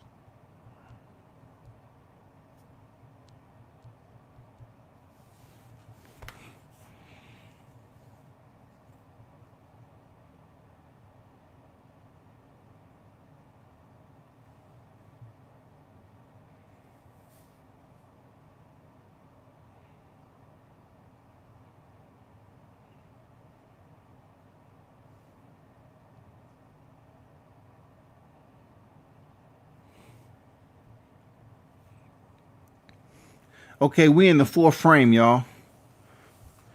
Some people don't want to cover the fight. You got to cover all aspects, man, even the boring fights, so you can give the fans what they do. You know, you got to give them what they're looking for, man. Boxing analytics. Double jab by Zuski, man. This is a tough fight. They've been keeping the same distance all night long. They have been keeping the same energy all night long. I'm waiting for them to start taking a little bit more risk and speeding up their combinations. It probably happen mid-fight into the later rounds if it make it that far. Oh, hard right hand by Zuski. Oh, another hard right hand. And freaking Kavaliauskas returned it with another right hand. He's a little bit sloppy, though, Kavaliauskas. He need to tighten that up. Zuski is just letting that bomb fly. He don't care. He don't care. He's letting it fly. I like how they settle back into the jab. Yes, fundamentals, y'all. Beautiful. They would exchange, fire it up a little bit, and then go back to the fundamentals, popping that jab. Yes, that's what we saying. That's what we looking at. Very solid matchup right here. The matchmakers did a damn good job with this one. Jab by Kavaliauskas. Fight is slowed down a little bit. We're looking at a minute remaining in the fourth frame. Yes, we are. Coming to you via Top Rank Boxing Promotion. Zuski is bouncing on the toes of his feet, only to get popped in the head with 3 jabs. You know, a triple jab from Kavaliauskas. 1-2 lands. Kavaliauskas' right eye is swollen. He looks like he's wearing the fight. And, you know, he needs to move his head a little bit. You need to move your head a little bit, Kavaliauskas. I mean, come on now. Don't let me start bringing up your amateur pedigree now. Come on now. I don't have time to be doing a tutorial for the people as to why you're not moving your head and using your defensive elusiveness. Nice left by Kavaliauskas, Mean Machine. He's slowing down a little bit. Zuski seemed like the more fresher fighter. And he won that round easily. Zuski won that round easily. So we head into the 5th frame of a 10th round fight. Yes. And it's been pretty interesting. You know what I'm saying? It's been pretty good. To be honest with you, it's been nice. Yep.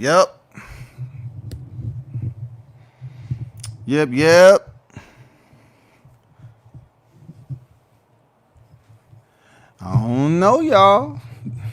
This fight is about to be interesting. This fight is about to get interesting. We're heading midpoint. We're at the midpoint. We are approaching the midpoint of this main event.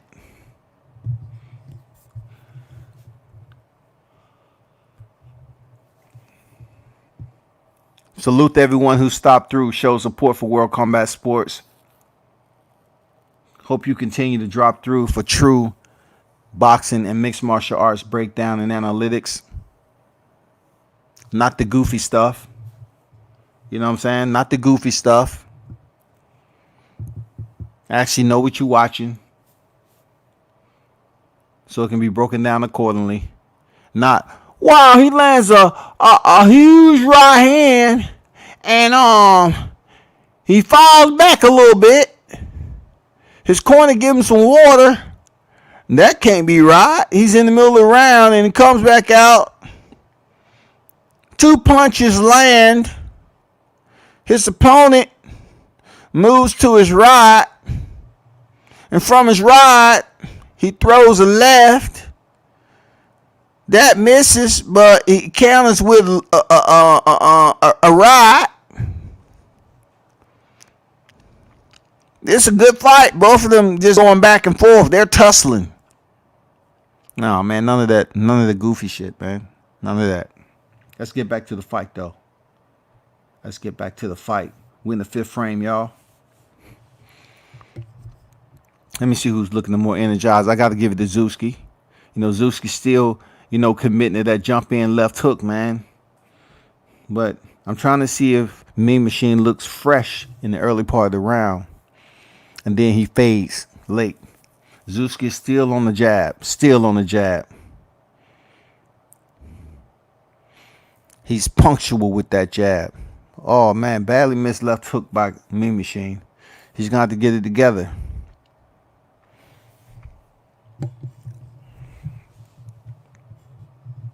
Solid fight so far. Okay, Zusi tried to come over the top with the right hand miss, but he made it up. He cashed another check.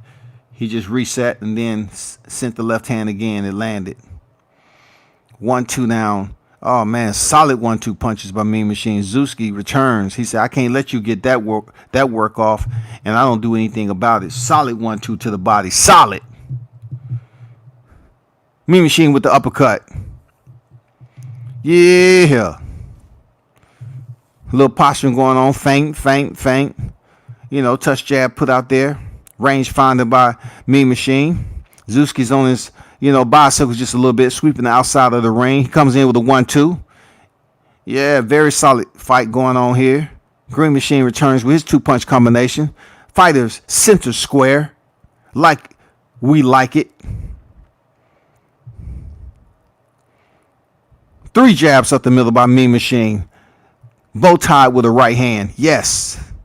Way to suit that up real nice there, Mean Machine. Yeah, that was a solid 5th round, man. I like it. I like this matchup. Kudos to the matchmaker. Kudos. I like what I'm looking at, man. Give me some good commentary in there. I like to see some quality back and forth pugilism, especially in the Sweet Science, man. And tonight, the Sweet Science, it has enough, entertainment value for people to tune in. Welterweights, 10 rounds. Look at this replay. Kowalski with a straight jab off the forehead. Then Zuski do the touch 1-2. Sent the touch jab out there and then line them up with the 2. Very solid. When they commit to their body shots, they're committing. They're trying to change organs. You know what I'm saying? They're trying to change and rearrange organs with these body shots. Out the gate, Zuski steps in with a 2-punch combination. He's staying consistent with that energy. He always liked to start the round a little bit early, but man, Mean Machine not to be undone. He comes back with a 4-punch combination, ended with a right hook. I like what I'm saying. It's almost like sometimes you go, I go. Jab to the body, reset. Double jab. Nice.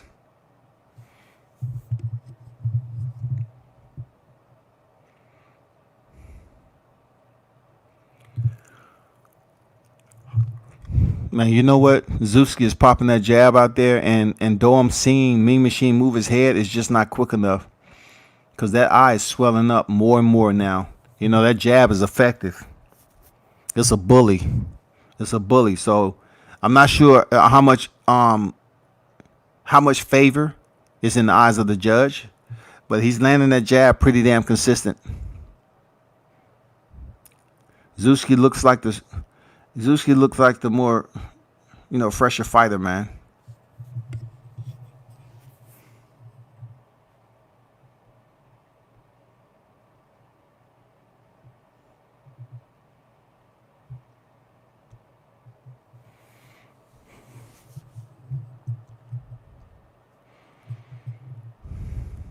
Fighters exchange in the middle of the ring. Mean Machine pushes him back with punches. Zuski Shoves him off with the shoulder. The referee warns him. Mean Machine on the attack. Nice right uppercut. Sweeping left hook barely misses. Zuski attempts to come back on the inside and land some hard shots of his own. He did hit him with the left. Very solid contact from both fighters. This is where the fight is heating up. The right eye of Mean Machine does look a worse for wear, but he's still on the treadmill, man. He's trucking. You know what I'm saying? He's trucking. Both fighters are active on the ball of their feet, moving around when they should. And like I said, if you look at Mean Machine's eye, he needs to use better defense. But hey, we're in the 6th round right now. We only have 4 more rounds to go.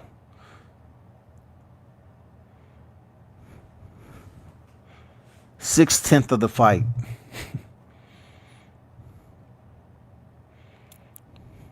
He tried to jump in with that sweeping left hook again that Zuski missed.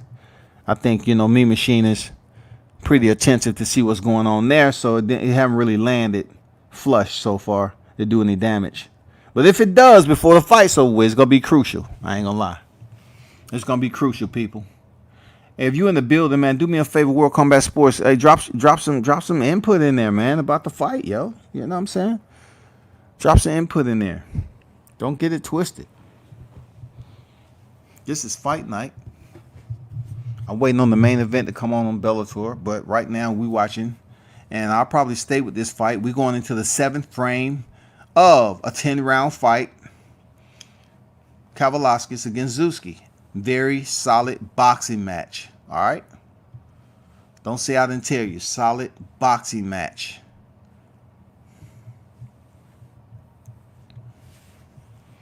This is a solid boxing match on this Saturday night. Yep. We're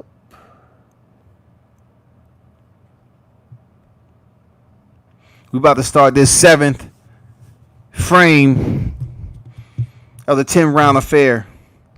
Zuski starts off quick as usual. Darts in. Let his hands go. Man, he's popping that jab off the head of Mean Machine. Zuski is active. 2-punch combination. Yes. Pops the jab. He's keeping Mean Machine on the end of his glove. Really nice.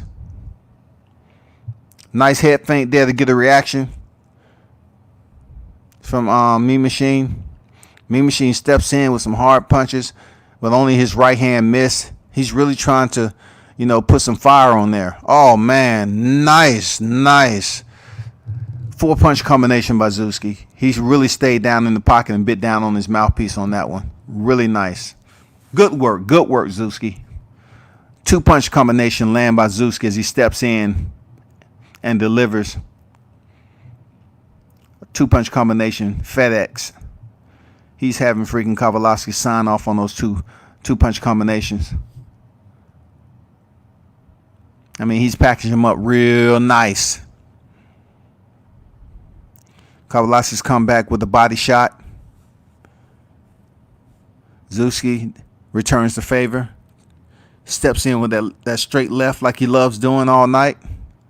Man, nice jab. Followed up by a body shot by Kavaliauskas. Yeah. Get to it, fellas. That's it. Show him. Give us a good fight. Dang, triple up his jab, that Zuski. All right. Return by Mean Machine. He can't let him get off. And without him cashing a check of his own, too, he got to send it back. Okay. We 55 seconds remaining in the seventh frame. Okay. Both fighters are moving around pretty fluently right now. Not too much to say one's more fatigued than the other. But I can see how Mean Machine is reacting to the feints that Zuski's giving. But Mean Machine is turning on the gas right now. I don't know if Zuski's taking this round off, but Mean Machine is in his space the right way. He's coming in with his hands moving. Yep. Two-punch combination missed badly by Zuski. I don't know if he's tiring out or if Mean Machine is making some changes. Oh, he heard him. He heard him. He heard him. Mean Machine heard him. He has it against the ropes. He's landing the Roger shots. Knockdown. There it is. Turned on the energy. Turned on the power. Solid knockdown. Kenny Bayless is counting. He's up. Zuski is hurt. He walks forward. He hits Kenny Bayless and says, "I'm okay." And he stumbles. He's not good. So he really needs to take this time, kind of revive himself, and let's see what the 8th round presents itself. But knockdown at the end of the 7th round by the one and only Mean Machine. Oh, raw. Ooh, that's a nice uppercut. Nice uppercut. He's been working on that. He's seen that he was hurt. Mean Machine close in, seeked out, and tried to destroy this cat. Yeah. I told you, man, it was a good fight. Look at that step back uppercut. Yeah, pretty. You dressed her up real nice. You dressed her up real nice, Mean Machine. For real. Appreciate you. Yeah. Nice. That was a nice uppercut. I'm not gonna lie. That shit came in, very, sleek. Under the radar. And check that chin. Yes. Very, very nice. Not gonna lie to you. So, what I'm looking at, the fight is over, y'all. Mean Machine wins. He could not continue. Mean Machine wins via TKO, or they're going to say a RTD. Yep, the fight is over. Mean Machine's hugging his corner. It's going to be a 9th round RTD because he wasn't able to come out for the 9th round, I believe. So he stuck him. Let me see. Did he come out? Oh, no, he knocked him down again. He did start the round. They came out. Damn, that was quick in between rounds. He hit him with a right, dropped him. Solid work, man. This dude look like Michael Chandler that competes over in Bellator. Man, are you telling me? Swick? What? Yeah, but Mean Machine wins this fight, y'all. Great performance. I like what I seen, man. Salute to Kavaliauskas, Mean Machine. I like what I seen, man. Salute to you.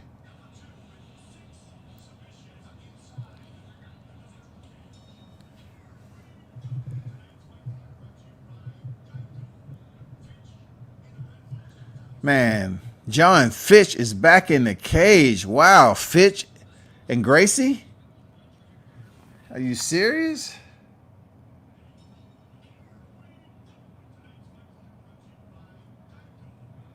Did I see that right? Yeah, man. This is going to be interesting when it goes to the ground. Okay. Haven't seen you fight in a minute there, Gracie. So we're back over the mixed martial arts, of course. We have a well-respected veteran of John Fitch in here. Going in there with the Gracies, you know well as I do. If it's sometime, this is only a 3-rounder, so if it's sometime during the bout, we may see some groundwork going on here. But yes, Kavaliauskas, Mean Machine, was able to get the knockout. So right now, going to the Bellator, 3:50 remaining in the first round. John Fitch has Gracie up against the cage. Knee strikes to the front thigh. Yes, MMA, mixed martial arts analytics. You have to understand it. So hopefully everybody's tuned in. So two underhooks by John Fitch. Press his opponent up against the cage. Underhooks is better than over in this position. It changes when it get to the ground, but in this position on the feet, you're able to, kind of have better control of your opponent. And then of course, if John Fitch want to change levels and go for a takedown, He can just quickly with the underhooks change levels, lock his hands up, and go for a takedown. Now his opponent changed that up with the over-under and puts John Fitch up against the cage. And wow, we was waiting for this jiu-jitsu game to take place, and it's there already. Gracie goes for a leg lock. We'll see if he's able to get it. John Fitch defending pretty well right now. So he's reaching behind.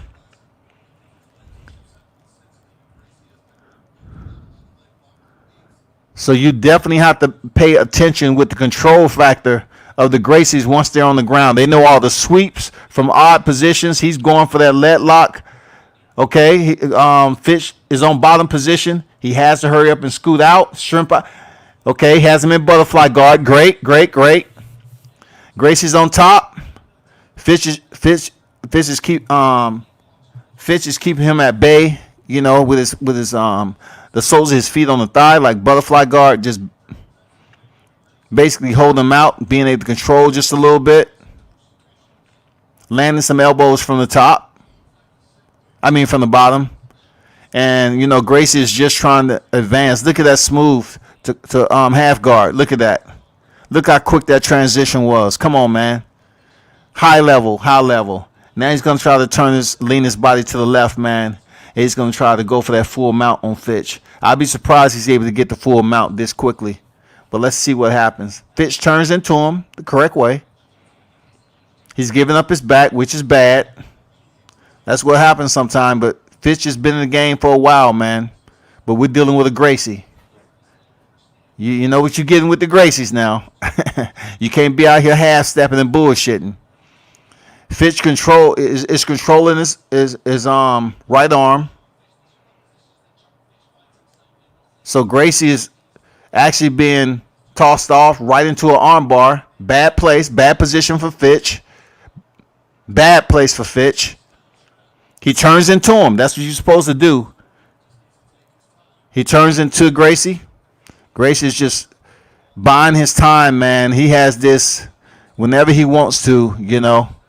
Fitch, he's stopping it so far. But the Gracie is very, very patient, man. You're talking about countless hours of mat time to work for these submissions. And I know John Fitch don't want to go out like this. He does not want Gracie to submit him with an armbar. He doesn't want it. Now Gracie rolls to his back to try to get more leverage to unhook John Fitch's hands to break that grip. So he did break it. So he tried to go for a omoplata. He still has the arm tight. So Fitch moves almost to a north-south. He's trying to free his arm because every way you move with a Gracie, it's a submission. I like that, John Fitch. You got yourself out of trouble. What's good? What's good, shawty? Man, you want to come over here to World Combat Sports, man, when you want to hear some mixed martial arts breakdowns, some analytics the right way, you know, just come over here and join. We talking about this mixed martial arts, man. Don't be shy. Come on, man. Don't get it twisted like somebody else out here doing it. I actually know what I'm looking at. I don't know everything, but I know most of it. From the fighters to, you know, how long they actually been in the sport when they transition over to another sport, whatever the case may be. You gotta, you know, you hear people talk about they do mixed martial arts all the time and all this. This media shit, man, it sound good, but come on, break down the fight for me. What are you looking at? What are you looking at, man? I know it gets a little tough once it leaves the feet. All you gotta do is study up now. Studying it up sometimes require mat time, okay? John Fitch back out, him and his opponent, Fitch and Gracie. Okay, wild right hand by Gracie, missed badly. Fitch slipped it real nice. Okay, both fighters with the feints, posturing, you know, jab by Fitch. Now, one thing that's been, you know, a habit of the Gracies, if they're not able to dominate on that ground game, sometimes their boxing skills sucks. I'm not going to lie. He caught Fitch walking in with a right hand, but Fitch walked through it. Now, Fitch has to be careful about being put on the ground this early in the fight, which he's already sat down. Gracie's on partial half guard top position. If you look at Fitch's right leg, he scooped the right leg to basically restrict him, stretch his leg out to hinder him from getting up or prohibit him from getting up. So Fitch still throwing jabs with his free hand. And then he has the underhook with the left. Analytics. So what Gracie is trying to do is get a hold of the right wrist of Fitch and pull it up underneath him so he can control him and put him on his back. Now he's going to try to go for a front choke, guillotine choke, which is bad, but Fitch has been around long enough to stop that. Yes, he made it back to his feet. Good shit. I like what I'm looking at. Fighters up against the cage, where it's once again neutral territory. So let's see who worked for the dominant position.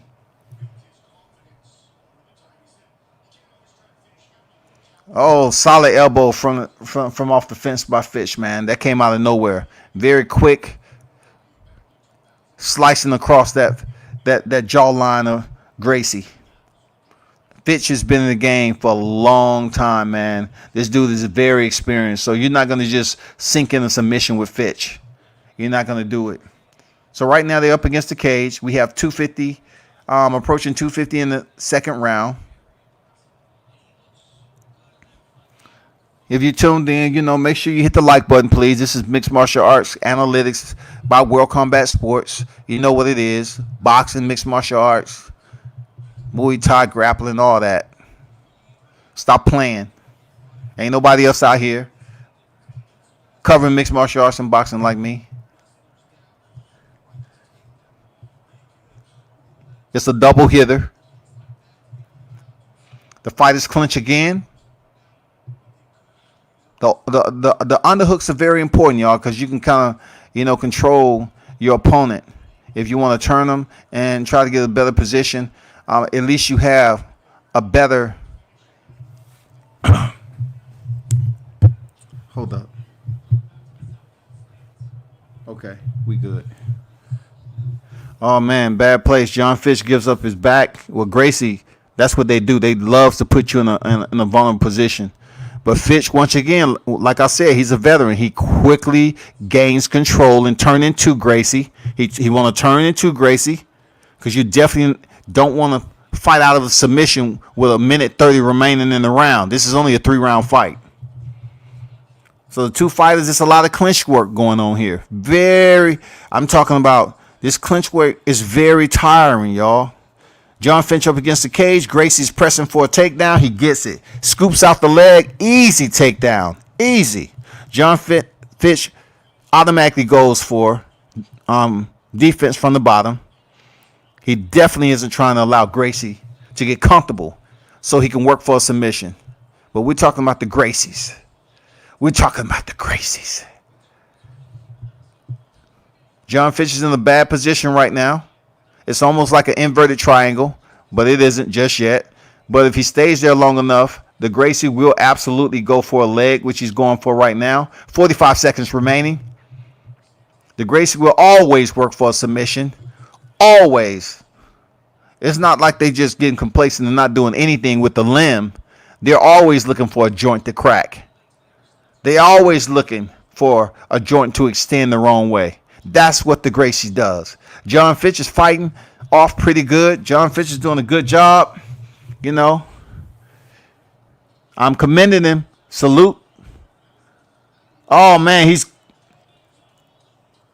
John Fitch, he subbed him. Gracie subbed Fitch. He was able to get, he was able to sub him out. Them Gracies, boy, know that. They've been practicing jiu-jitsu since kids, man. John Fitch, he's trying to walk it off, but, Let me see. What was submission?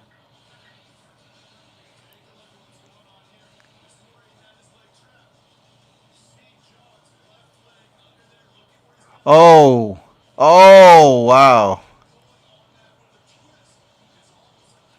Woo, that was bad. Inverted heel hook. Look at that inverted heel hook, y'all.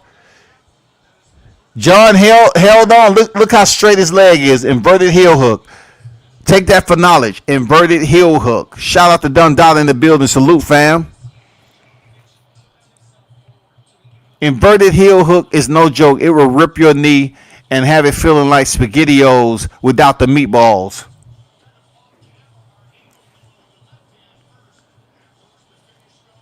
What's good, Dundada? How you feel, bruh?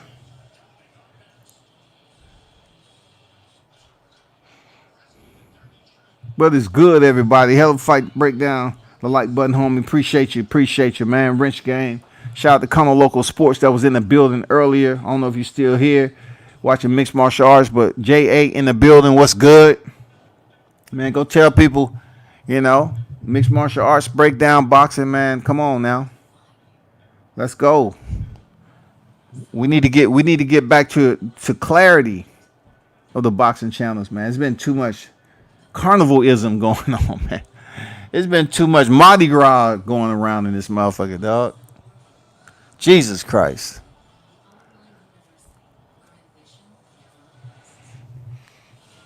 Appreciate everybody who support on a regular basis, man.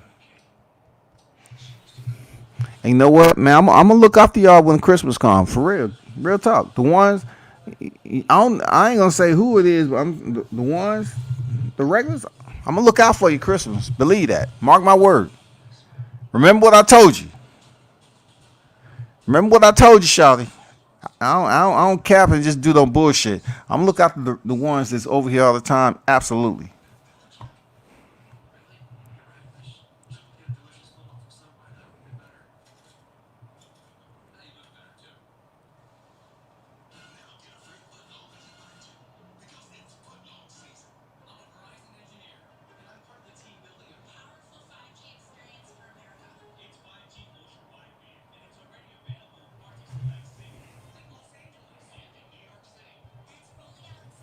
Archuleta and Mix is up next. Yeah, man, that heel hook. Not only was it is a heel hook that done died, it was an inverted heel hook, where you turn it towards. Oh man, it rips the knee. If you hold it too long and your tendons are not used to it, oh my God, it'll rip the shit out your knee, man. And yeah. Oh, John leaving his gloves in the cage. That means he's retiring tonight. John Fitch is retiring. He put his gloves on the canvas. Okay, let me see what he's talking about. Let me see what he's talking about.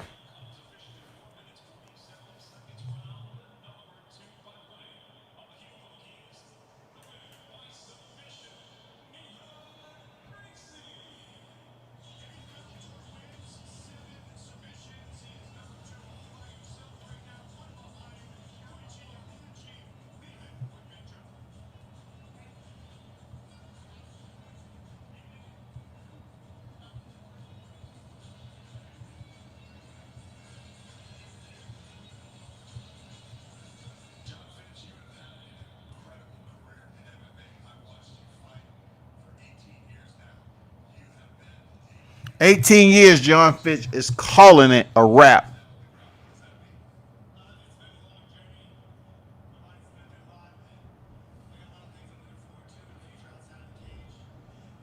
That's if these fighters can walk, man. These mixed martial artists, they stay in the game a lot. Sometimes they overstay and their bodies broke the fuck down. Michael Bisping has had 2 knee replacements. Now, he must be special because usually they don't give you knee replacements that young.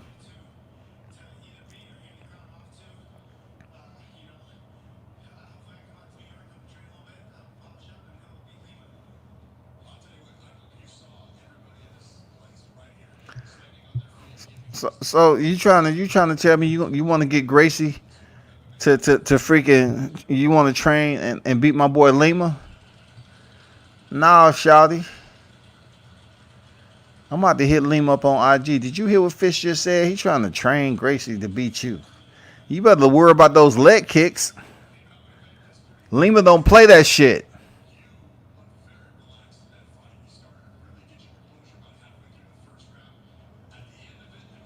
This what I don't understand, people. You tell me.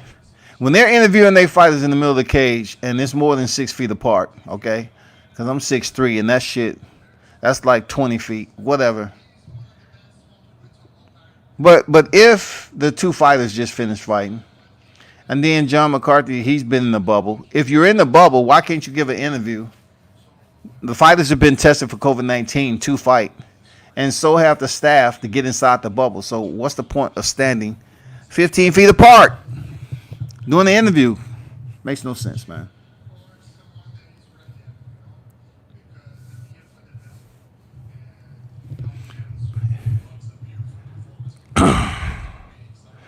What's going on, people? What's going on? Let me see. Whoa, where I'm at. Bellator is the only thing on right now, so I'm gonna close out this ESPN deal. Everybody in the building, salute to you. Appreciate you stopping in. World Combat Sports. I'm definitely trying to give you a treat, man. I'm not gonna say anything until I get it lined up, but it's coming up. I don't usually put my itinerary out there, but I am gonna be pulling up. Try to get you some more boxing media on site.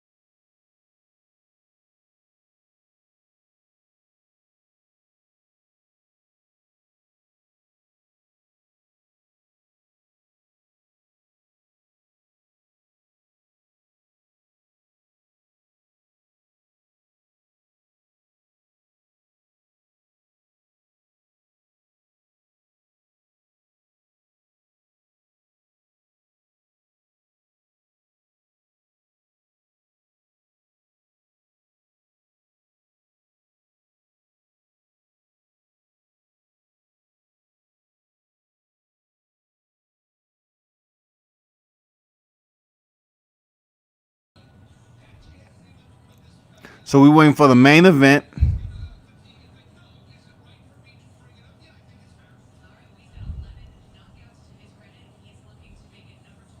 Dundalk say enjoy retirement, Charlotte. 18 years make you a good trainer. I don't know what 18 years. What 18 years? What are you talking about?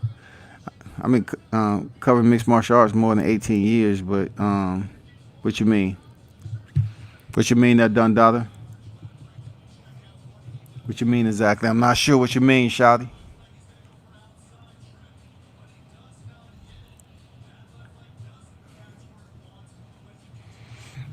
The main event is coming up. Bellator 246. The main event is indeed coming up. We just saw a Gracie in the cage again. If you know anything about the Gracies, I would absolutely. I'm going to do a breakdown because some people have it confused, and that's why I know they're tyros when it comes to this mixed martial arts game. Because the first name they want to mention is Horace Gracie when it comes to BJJ, but really you should kind of take a look a little deeper than that because it was somebody out there that was teaching the Gracies. The Gracies just, took it upon themselves to open up schools and teach their own form of jiu-jitsu, but they did not create it. Y'all need to stop thinking the Gracies created that. No. They was able to implement the BJJ in a sense with their name, Gracie Jiu-Jitsu, but they did not invent it.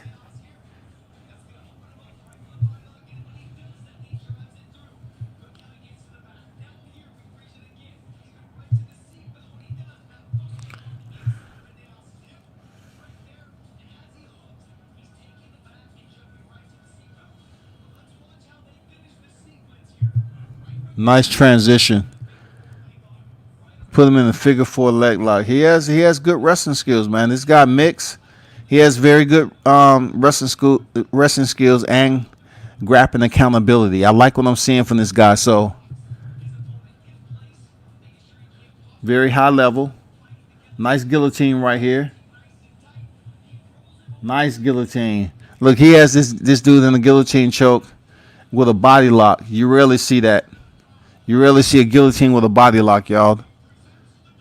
I mean, that's just vicious.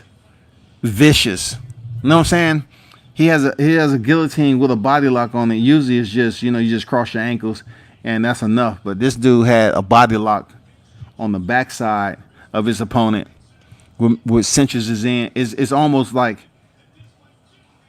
unless you can, tire out his arms a little bit and stay in the choke long enough to get out of it, you're just about in a fatal position.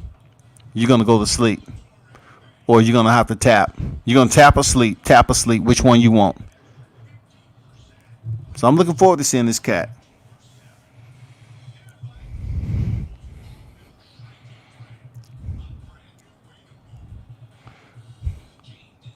Cool. I mean, drop some analytics in here, man. If you're streaming the fight, you know what I'm saying? Drop some analytics. This is the final fight of the night via Bellator 246. If you dropped in, please hit the thumbs up button. And remember to drop back in for boxing and mixed martial arts. And, whenever they have some other combat sports on, I try to give you thorough analytics, of what I'm looking at.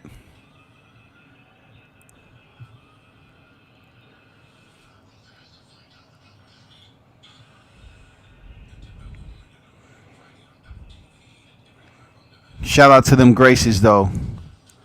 I really want to try to get a panel of people so I can have a good conversation about grappling in itself, and we can talk about how the transition began with judo and what was implemented in the art of judo, and then back then Valley Tudo, and how that started being implemented with the ground game of grappling, and all these professors that was over there that was migrating from Japan.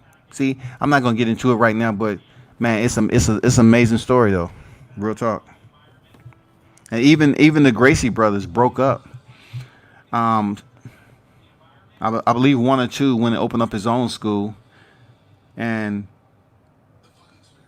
the one that actually made it over here, Gracie, it was because one of them who used to have grappling tournaments, he wasn't that good. He wasn't a fighter. He wasn't good and cut out for Valley Tudo. He was basically, he had the plug with the press. So you had the plug with the print press. Guess what? He was able to go over there and build up the Gracie Jiu-Jitsu via the printing press that was over there, the newspaper. So that's how they start building up the Gracies and opening up their school and had people, come on to their school and print their school name and them teaching around town. And that's how they build up their name, man. And of course, they did compete.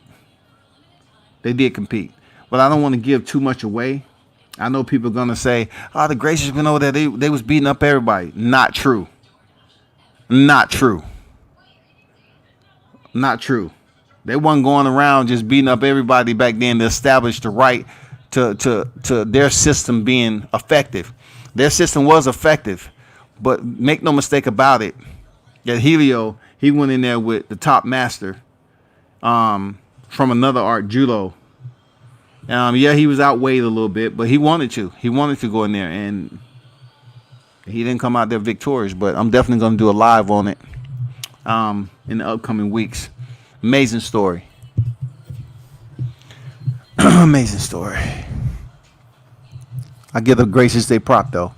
They was able to bring BJJ to UFC 1 because their family was a part of planning process to that first, combat inside the cage with catch weights. And with that catch weight, you had guys who outweighed one another potentially over 100 pounds easily.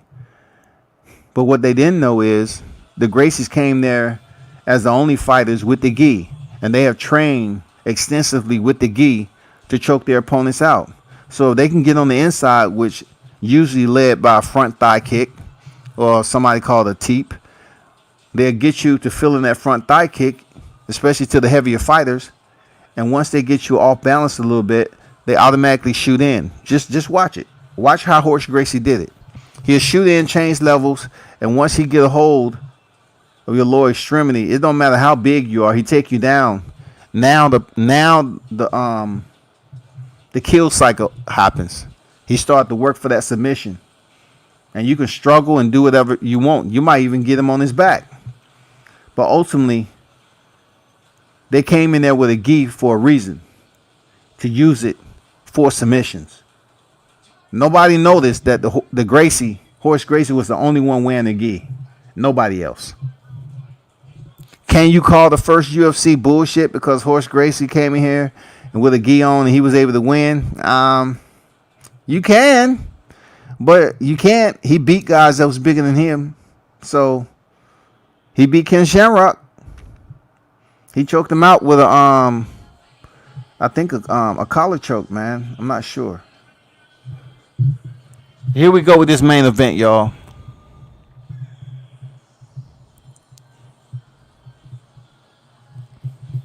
I just want to have a panel of people to talk about mixed martial arts one day so I can get some education and we can just have a conversation about some shit.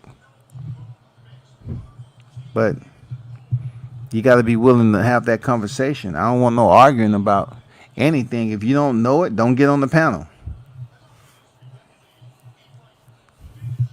That goes for anybody who's tuned in from other channels who claim you're doing mixed martial arts and you know mixed martial arts. You welcome to the open invitation of the panel so we can all converse together, in the mixed martial arts topic. You know what I'm saying? No bullshit. Main event is about to pop off in Bellator 246, man. This is going to be hot. It's going to be hot. The game has evolved so much, man. The Muddy Flats is absolutely crazy. Damn.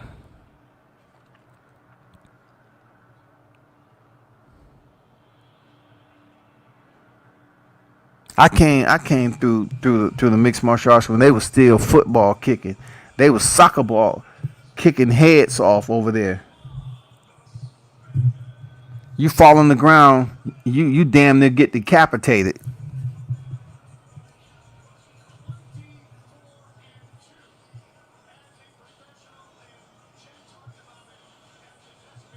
Not sure if y'all ever seen the slam by Rampage Jackson or Ricardo Arona.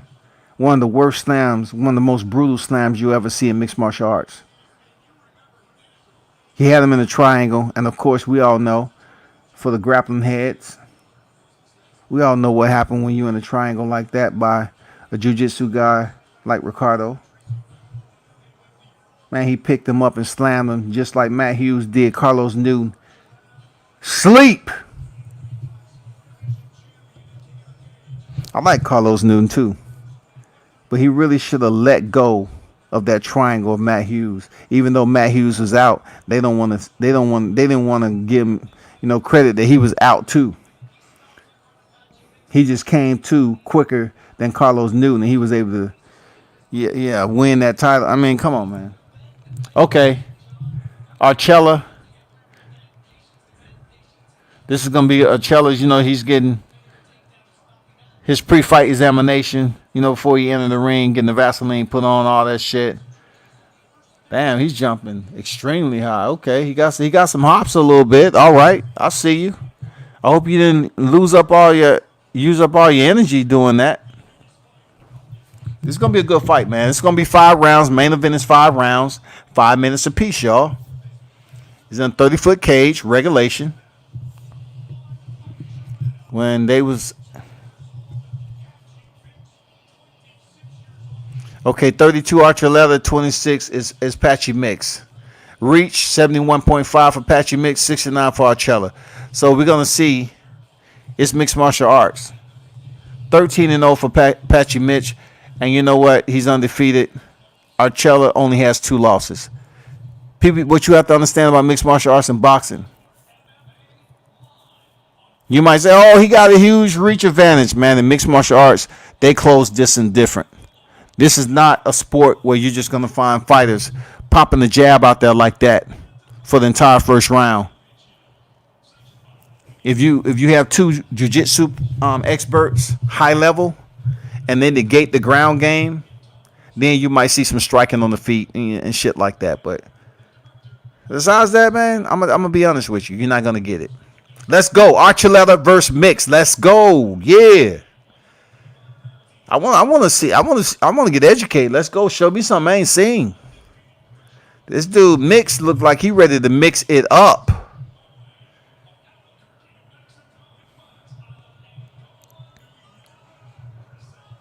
Let's go, Mix. Don't have no adrenaline dump in there, man. Calm down. Relax. Archuleta.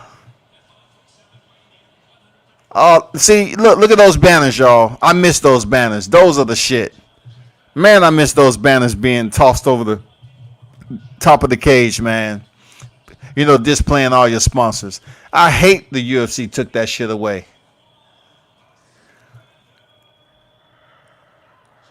Man.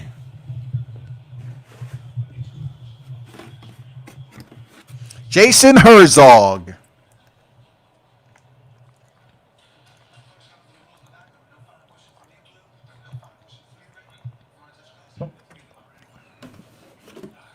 Let's get it, people. Mixed martial arts at its finest. Bellator main event. Bellator 246. And if you're not looking at the sponsor, U.S. Marine Corps. Ooh, raw. Simplified Devil Dog. Let's go. Let's see how this first round look. Okay. Archuleta Mix automatically, turn the corner on him. Keeps it close. Inside leg kick by Archuleta. Mix is in pursuit. Mix looks like a smaller fighter, but we'll see how that works. He's a more taller fighter, more lanky, and has the reach, of course. Archuleta overly commits on the right hand, and Mix duck underneath and goes for the body lock. And Archuleta did a damn good job to be out in the middle of the cage with a solid body lock. I mean, he hasn't let go. Mix hasn't let go. So he's strong in the clinch. But Archuleta is doing a great job with defending. Outstanding job with defending his body lock. Man, he changed levels too. He made him change levels. Good pickup. Oh, snap. I got to give him to the inside hook. He finally got him down. He sat him down. So let's see how he works. He scoops the legs up. If y'all not watching, high level. He scoops his legs, straighten out the legs. Mix, straighten out Archuleta legs, high level. And he's going to climb the ladder. He's going to inch closer and closer up to the knees. One fighter who does that, very good in the UFC, is Khabib. You see how he was able to take his legs out? Khabib, that wouldn't have happened. That wouldn't have happened until he was able to get to where he wanted to be. That is the levels I'm talking about. Archuleta back to his feet. There you go. Mix, change levels again and try to work for another takedown. He probably looking at the fact that I know what I did wrong, man. Damn. Now I need to get him back down again and work on what I was trying to do. Archuleta stalling him out. I like what I'm seeing from Archuleta, man. Watch this right here. He's gonna try to he's gonna try to pull that leg in. But good defense by Archuleta. Oh, sends them uppercuts to the body. Like that. Like that. He has mixed thinking right now. Nice defense, Archuleta. Nice. Straight right hand by Archuleta. Mix felt that. When you get a fighter like Mix, who's stalking like that, their whole purpose is to make sure they're close enough and dip under whatever shot he's trying to throw and overcommit and change levels and get in on those hips. Because it doesn't seem like Mix is trying to throw a punch. He's just trying to use that defense to get in close. And right now, Archuleta is making them pay. That is. See what I'm talking about? This dude is a freaking leech. This is what he practiced, y'all. This is what Mix practice. This dude is a fucking leech. A jiu-jitsu grappling leech. You see how quick he took control of that back? Look how quick he took control of it. Automatically in a body lock. This is absolutely timepiece jiu-jitsu right now. Everything by the second. High level. Every time you remove one arm, he's sending through the next one. High level. Know what you're looking at, man. I know originally when he was out there, the way he was stalking Archuleta, he was not looking to throw punches. He was just waiting for Archuleta to overcommit with a power punch so he can go in and lock him up. He's relentless with these submissions. With a minute remaining, he's relentless, y'all. He's relentless. Archuleta is in the top position. Mix has back control right now with a body lock, and he's content. He's going to try his best to choke Archuleta out. And remember, jiu-jitsu is a patient game now. It's patiently fast. It's patiently fast.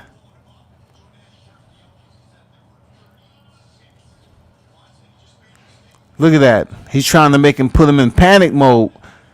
Trying to defend those chokes, y'all. He's trying to put him in panic mode. You know, he can fuck around with the lower extremities just to distract them up top. That's the beauty of the muddy flats. That's the beauty. Now he's going to try to go to full mount, y'all. Full mount it is. He's going to switch it up and try to land some punches. Come on, man. Come on, know what you're looking at, people. Know what you're looking at. Know when the transition's about to happen. Come on, man. Stop play. Stop acting like you know. This ain't about views. It's all about knowledge right here. Muddy flats are no joke, man. Muddy flats is amazing. It's a beautiful art, man. Seriously, the ground game, you know, combined with mixed martial arts, this is a beautiful art. Seriously, you can teach your kids this shit. They don't have to be in the gym like that, no muscle head, none of that shit. It can be the average kid that you look with bifocals on in the library that'll fuck you up.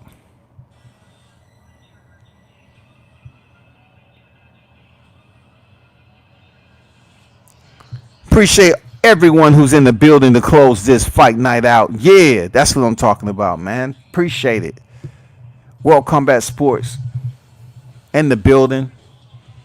It's been an action-packed. It's been an action-packed weekend. This is the second round, man. Archuleta, let me see if he learns not to overly commit on those punches. Oh, there you go. Change up already. He went for the body instead of going for the head. I like that. So Archuleta switches up the shots to the body instead of going for the head shot. Now you see kicks. From Mix. You see that front straight kick down the middle. Once again, he getting in on the hips. And it's better defended this time. But once he gets in on the center, Mix is a problem. This dude is relentless. Absolutely relentless on his takedowns. Now he almost has Archuleta in an inverted triangle. He almost has it. but he's defending it right now. Hey, if you don't think I know what I'm talking about, just listen to the commentators. You know what I'm saying? So he's fighting an inverted triangle, which he's doing. He's not out of danger yet. Okay, he's doing a very good job, but he does have to pay attention to what Mix is doing. You know, he's going for his legs, but Mix will turn around and try to change positions to maintain back control. And just because he's upside, look, they're inverted. They're north-south position right now. Mix is north-south position. Watch what he's going to try to do. It's always a submission coming from somewhere. Mix is a wicked dude, man.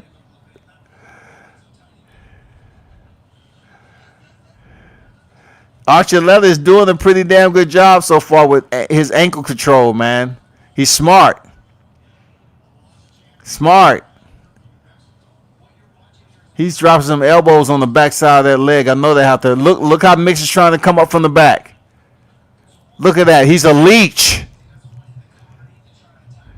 Jiu-jitsu leech. Look at what you're looking at. Look how Mix is coming up from the back.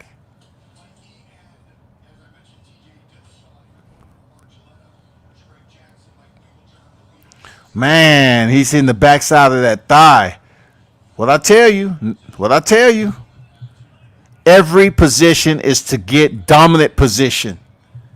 Look where he's at right now. Back control with 2 minutes and 25 seconds remaining.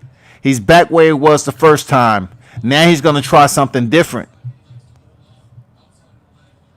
Soften him up with some shots up top. Body lock in to prevent Archuleta from turning into him and reversing the position. This dude's level of control is high level, y'all. His level of control is high level, Mix. Very, very entertaining to watch. Very entertaining to watch. Now, let me give Archuleta some props too on how he's working the hand control and he's staying out of trouble. He's being outworked and he's behind in this fight, but I have to give him his props. Oh, he almost had it. Man, Mix is absolutely a mongoose on this cat. Mongoose, y'all. Unfreaking believable transition. I mean, not just any transition. This is split second transition. Oh, shit. Archuleta is reversing it. Good job. Good job. He finally reversed out of the body lock. So let's see what he's able to do. Oh, knee to the sternum. He didn't knee him in the head, so it's legal. That's what I'm talking about. A lot of fighters don't use that knee while the fighter's down. He went to the sternum, so is legal. Both fighters are back up, man.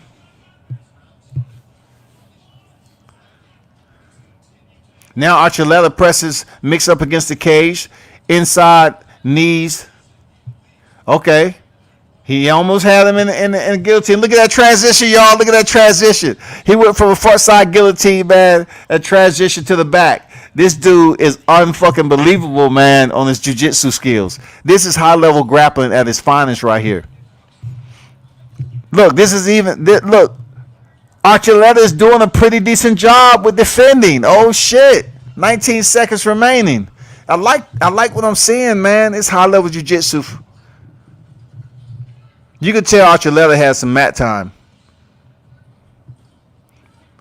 Nice hard elbows from the top. Nice knee to the damn belly.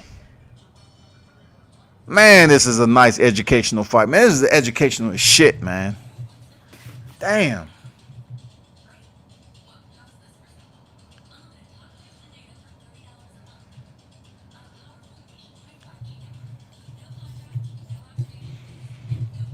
Damn, man, what y'all think about that match, man? High level jiu-jitsu, man. High level defensive, in defending these submission attempts, man. High level shit. High level takedown defense.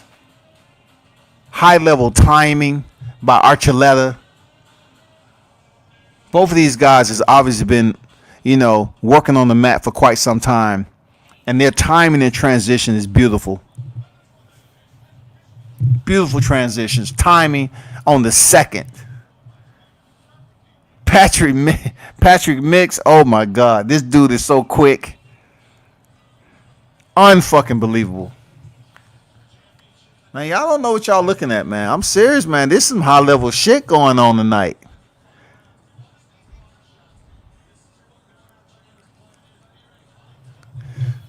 Okay, Mix back out. Let me see if he's gonna get in close. Mix really fights like a jiu-jitsu guy. Look, his hands is up, but he's not really there to throw punches. Look what I'm telling you now.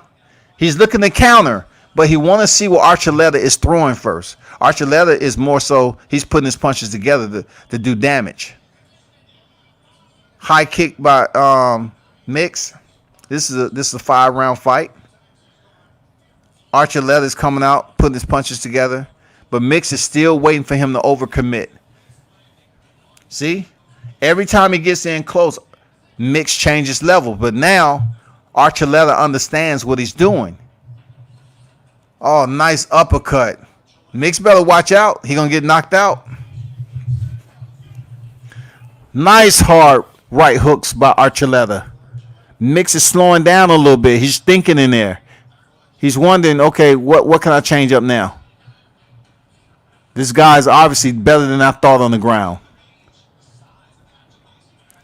Solid sternum shot by Archuleta. Archuleta is solid, y'all. Archuleta is solid. His game, in my opinion, he has a more full repertoire than Mix. Oh, nice. Doubling up on the hooks to the body and then coming up with the right hand. He's digging the Mix body. Why? To slow his ass down. That's why. Look at Archuleta. He's dancing to this motherfucker, man. He letting his hands go. He's dancing. He's on his feet. This dude is real, dog. Jab to the body, man. Slow him down. Every punch is to slow Mix speed down. Dude is fast. I can't imagine how he looks in jiu-jitsu tournament. Look at Mix, what he tried to do. He tried to send that knee up there. He's thinking in there. That's what I'm talking about.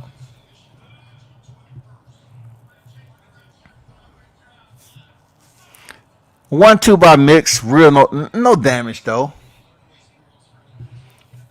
Oh, he's trying to send them knees. You see, he's switching it up, but he's going to the well too much right now.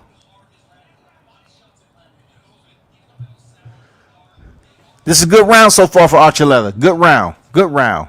Touch jabs. Come with the 1-2 combination. Good work by Archuleta. Good work. Good work. Oh, nice straight right to the damn sternum. You making Mix think.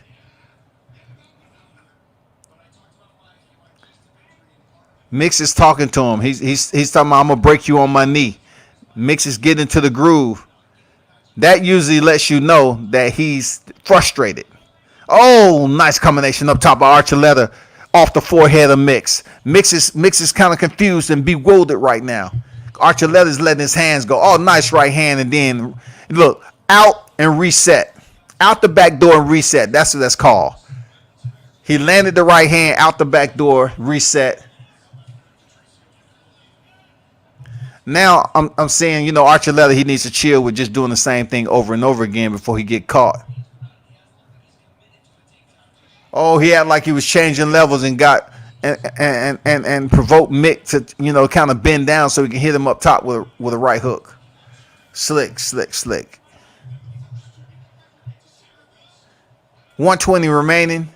No takedown this round. Why? Because the fighters are fatiguing a little bit. They used up a lot of energy in the first and second round, and they're gonna return back in the fourth to try to go in and change levels for a takedown. Oh, nice step in jab. Now he's trying to go for the clinch. See, that's another method of grappling. Trying to get in, for the Muay Thai clinch. Soften him up with the knees and then try to take him down. Oh, nice combination by Mix. Like that. You need more of that, but you lost this round so far. Archuleta has the better boxing for sure. Oh, nice. Nice two-punch combination. Oh, he hurt him. Oh, he hurt him.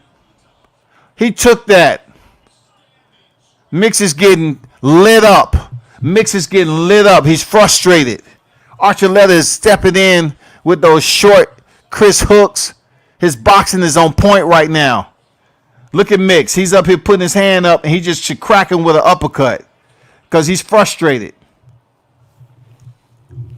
People, listen to me when I tell you when I'm giving you analytics. This shit right here is proving that if you have enough mat time and you work on your jiu-jitsu game, you can negate a pretty high-level jiu-jitsu artist.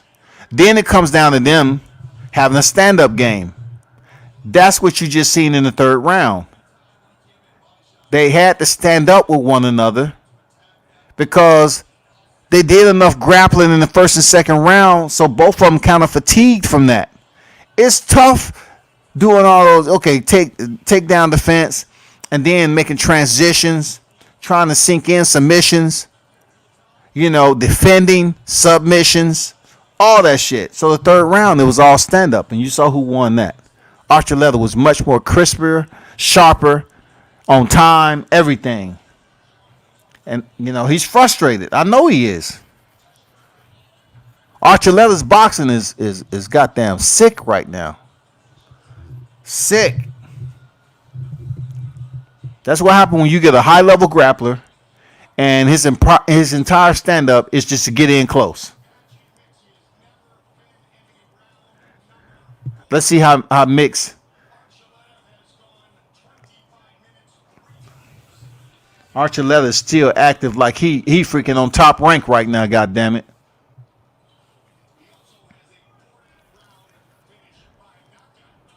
Oh, what they got? What? They have two rounds mixed. Shit, what? What are you talking about? Okay, if you say so. I can get it. All right. I can see where they got 2-1. All right, yeah, because of the takedowns and the submission attempts. I got it. So back to the fight. Archuleta with the black and green, and then Mix in the all black. People, you have actually two grapplers per se. I wouldn't say that Archuleta is a grappler, but he is schooled on the ground game. And you see a fighter that's very dynamic in his boxing. You can tell he's been working on his boxing skills. Real talk. Look how he's moving around. Look how he has his hands up. Look how he got his hands up. Look how he responds with the 2-2-1. The 1-1-2 rather. The 1-1-2. Look at them hands up on the move. That's boxing skills right there, people. Look at Mix's hands. They all wide. He's just trying to put his hands up for distraction so he can change levels. That's all that is. He's using all those teep kicks that you do in jiu-jitsu, try to change levels on somebody. He's trying to keep pressure to, tire Archuleta out, but he's not doing anything yet. Not yet. He's trying to set up a flying knee like they love to do. Oh, good one.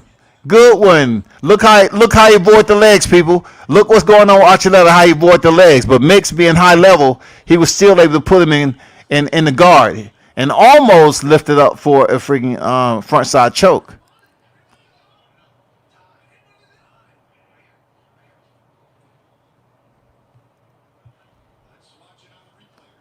And what are you doing? I thought that was illegal. Look at this sick transition though. That was legal. That's a legal kick. Herzog. Man, why am I telling y'all what's legal back here? I saw that when it happened, it was legal. He didn't kick him in the chin. Now Mick's trying to find a way out, bruh. Notice you. Oh, that step in jab that just happened. Look at that boxing skill by Archuleta. Talk to him, Archuleta. Shit, that motherfucker smoking Joe Frazier tonight, goddammit. Mixed with some Ali. Rumble, young man, rumble. Mix thought he was coming in here messing with a young one.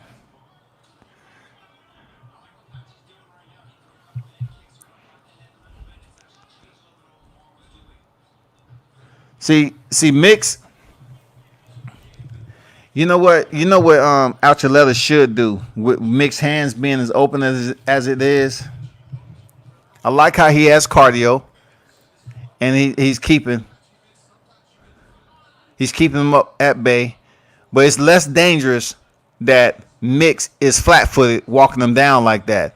So what he should do is just try to kick him on the inside of the leg, catch him on the half beat, and kick him on the inside leg, and then come up with a left or right hook, because he's walking into everything, and he's heavy on his legs because he still wants to go in for a takedown, y'all. Look how he's pity patting. Look at how Mix is pity patting. He's scooting in there because he wants to get in on the hips again, y'all.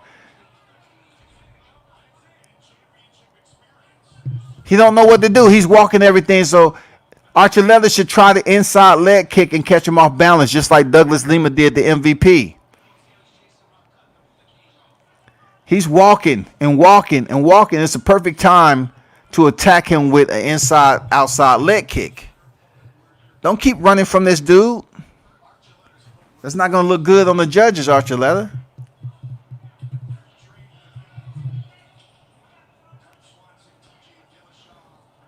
Look at him walking around. He doesn't have more punching power than you, Archuleta. He doesn't have better boxing than you. He's just trying to distract you to get in close, man. There you go. Did y'all just see what just happened? He kicked him with an inside leg kick and landed about 3 shots. Herzog, man, you fucking up.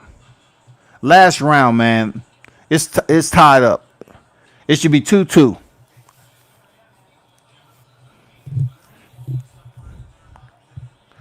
Man, Mix getting a lesson tonight. That's what I say about these undefeated records. They come in here and they are vicious in the gym. And I can understand why Mix can be considered vicious, because his ground game is sick and he's quick. But when you run into a guy who has goddamn jiu-jitsu submission defense, and his jiu-jitsu is pretty decent, but yet Archuleta is working his hands a lot more, his boxing combinations, it neutralizes shit. Believe me, it neutralizes a lot. And you're seeing it right here. Let's see what happens in the 5th round if, Archuleta was kind of saving some of that cardio for the 5th round. Mix has been taking a lot of punches. He can put on a poker face all he wants. Don't be surprised. Don't be surprised, y'all. Watch what I tell you. Don't be surprised. Look at those combinations. How that shit knocked Mix back. Mix is standing there heavy on his feet because he want to be ready.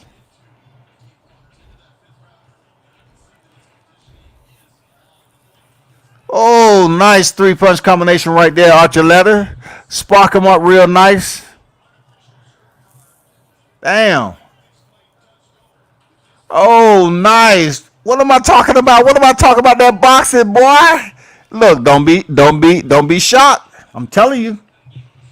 Don't be shocked he knocked Mix out. Oh, Mix is hurt. Mix is hurt. He's catching these hands. Mix is catching these hands, man. Archuleta was saving that energy. Look, he go in for what he know, his comfort zone. Can't do it. Look at the hands of Archuleta. Dude's a beast with the boxing skills, dog. Come on, man. Less mat time, more boxing time, Mix. You getting blitzed, lit up in there. Man, look at Archuleta with those combinations. Beautiful. This dude is sitting in there giving him a boxing lesson in mixed martial arts, y'all. He giving him a boxing lesson tonight, y'all. This is what I'm saying about educational fights. So he go for a low calf kick mix, which is a little bit too late because it's not going to do too much in the fifth round. He's trying to step in with a right knee, man. It's too late for that. Archuleta already. He's too quick. He's too quick. Look at these combinations, man.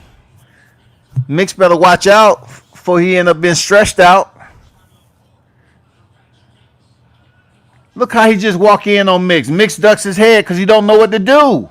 He's slow with the right counter. He's trying to come behind the left, man. He's slow. No boxing skills whatsoever.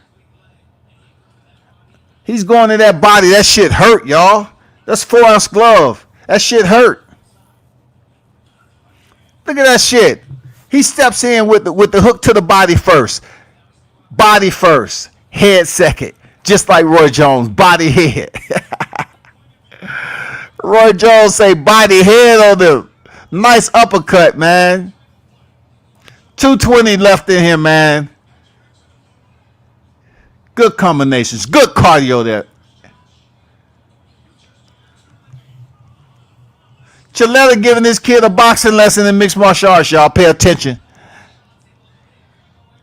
Don't neglect any aspect of your game. They lock up again. Now they're in the middle. Mix has good solid hips, but look how he's preventing anything from happening. Archuleta. Look how he's preventing. He's controlling that right leg. See, now the fence is Mix's world. The fence is Mix's world. He can do some crazy, unbelievable transitions off this fence. That's what he lives for, man. Look how he's trying to raise that leg up and maybe pull guard. Watch. If he gets high enough, he'll be able to try to trap that head and pull guard, trying to take this fight to the ground. He's too tired right now, y'all. Them body shots fucked him up, dog. It's a minute 10 remaining. Look at this. He's about to get taken down. He grabbed on the fence. He almost got taken down. Archuleta has to be careful, though.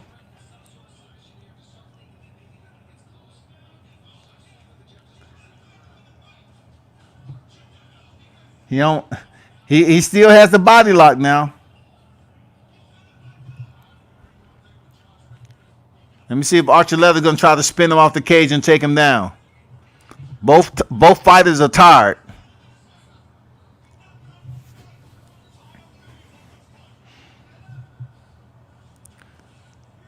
He's moving off the cage. Let's see what happens. They should separate.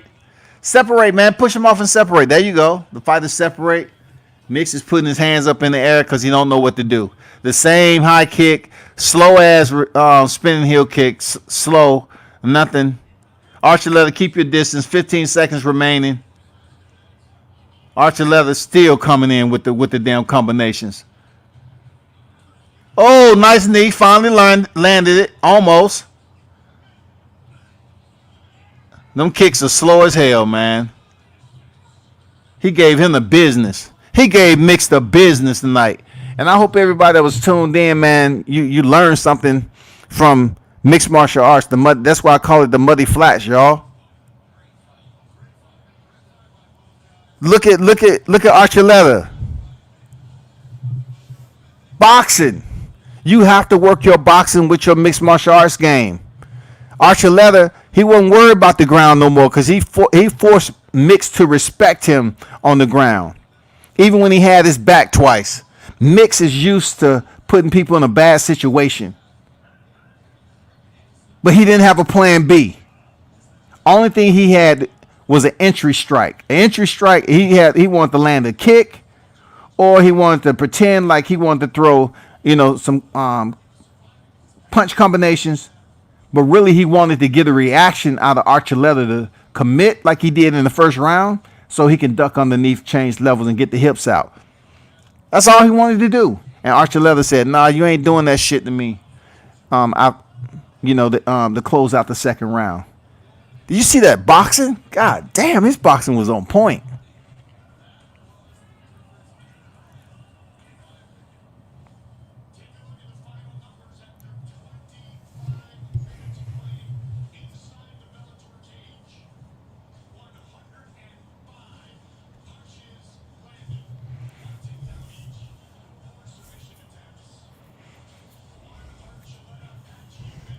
Let me see. Strikes landing 129.87. Man, this is an easy one on the record. This is a one on the record for Mix. Punch landed 105-55. It's total domination from the third round to the fifth, y'all. Beautiful matchup. Real talk. This is what you turn back and watch the film again, because it was a lot of educational moments watching this fight. The combinations that Archuleta was able to land and get in close on Mix, and Mix really not having an answer outside of his grappling eliteness. Like, Mix grappling is very high level, but grapplers need to understand you need a boxing coach too. That's why you see Gilbert Burns, his hands have changed up the game because he's been working on his boxing now. Facts. True. They better not rob this man of this win, because it was a damn good fight.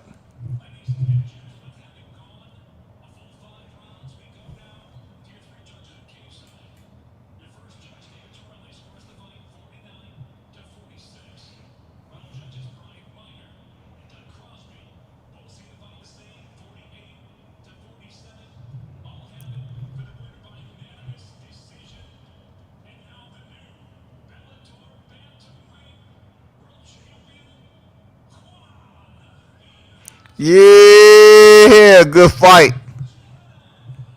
Good fight.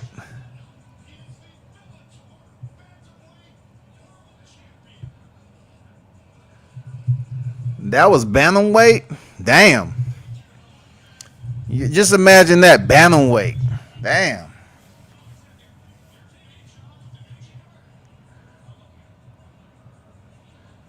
That was for a title. Oh, damn. That man just did 5 rounds. He up here doing double backflips and shit with a layout.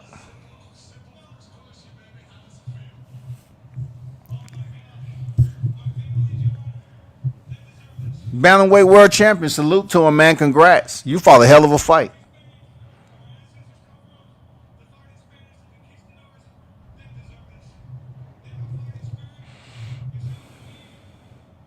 Damn good fight, man. Good.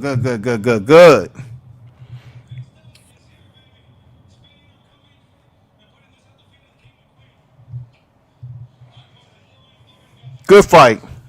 On the main event, man, Archuleta put on a display of well-rounded mixed martial arts skill, muddy flat style. At first, it was a little rocky, you know. Mix was making tremendous timely transitions. I'm talking about at the flick of an eye, seconds, he was transitioning. He showed what his primary strength was early, and that was jiu-jitsu. Absolutely, this man is unbelievable. Very quick, and in the jiu-jitsu tournament, yes, he would have prevailed in a lot of cases.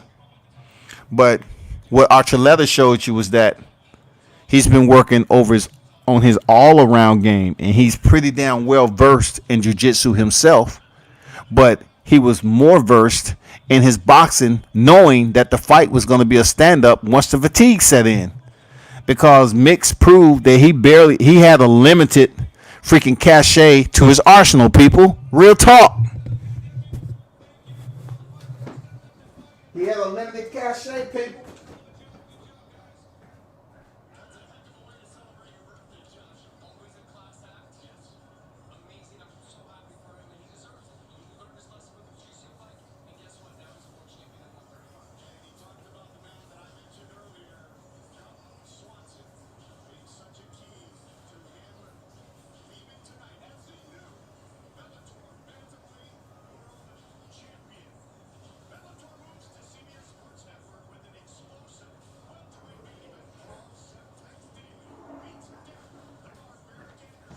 I don't know about you. Those of you on Facebook, appreciate you. You know what it is. Appreciate everyone who stopped through on Facebook and YouTube. Amazing fight night weekend. Hopefully you understand one of the realest to do it over here when it comes to mixed martial arts and boxing. That's me. Know that. I appreciate everybody stopping through, man. Especially, getting the breakdown analytics. The fight of the night, yeah, Archer Leather versus Mix. Mix came in there undefeated, but it means nothing when you have a fighter who understands one of their strengths is the ground game. But with the ground game come wrestling, submission defense, grappling, all of that together. You got to mix it up. But then if the ground game is negated and neutralized from your opponent, what is next in your arsenal? How's your stand-up game? Well, Archer Leather has some kicks. He used a little inside-outside kicks. You know what I'm saying? Nothing too fancy. But the motherfucking hands, his hands had that etiquette to it. Every time he went on the inside, he was digging to the body and then finish it with a damn hook up top. That was hurting Mix. That slowed him down tremendously. He didn't know what to do. The only thing he tried to he wanted to learn how to do was attempt to catch somebody with a flying knee who might have been gullible enough to think he was going to try to go in for a takedown. So usually, if that's the case, your opponent would dip their head to try to stuff the takedown, and in the process, you can land that knee, to fake him out. But Archer Leather never fell for that shit. The only thing he fucked up is in the first round is when he tried to throw that punch up top with a lot of mustard on it, and it was fresh, and Mix ducked underneath it, got in on his hips, and took him down easily. Well, Archer Leather made changes, and he went to work. Let me tell you, he went to work, y'all. So that's all I got today, man. It's been an absolute pleasure. Tune back in. Turn up and tune in to World Combat Sports. Salute to everyone. Enjoy your weekend.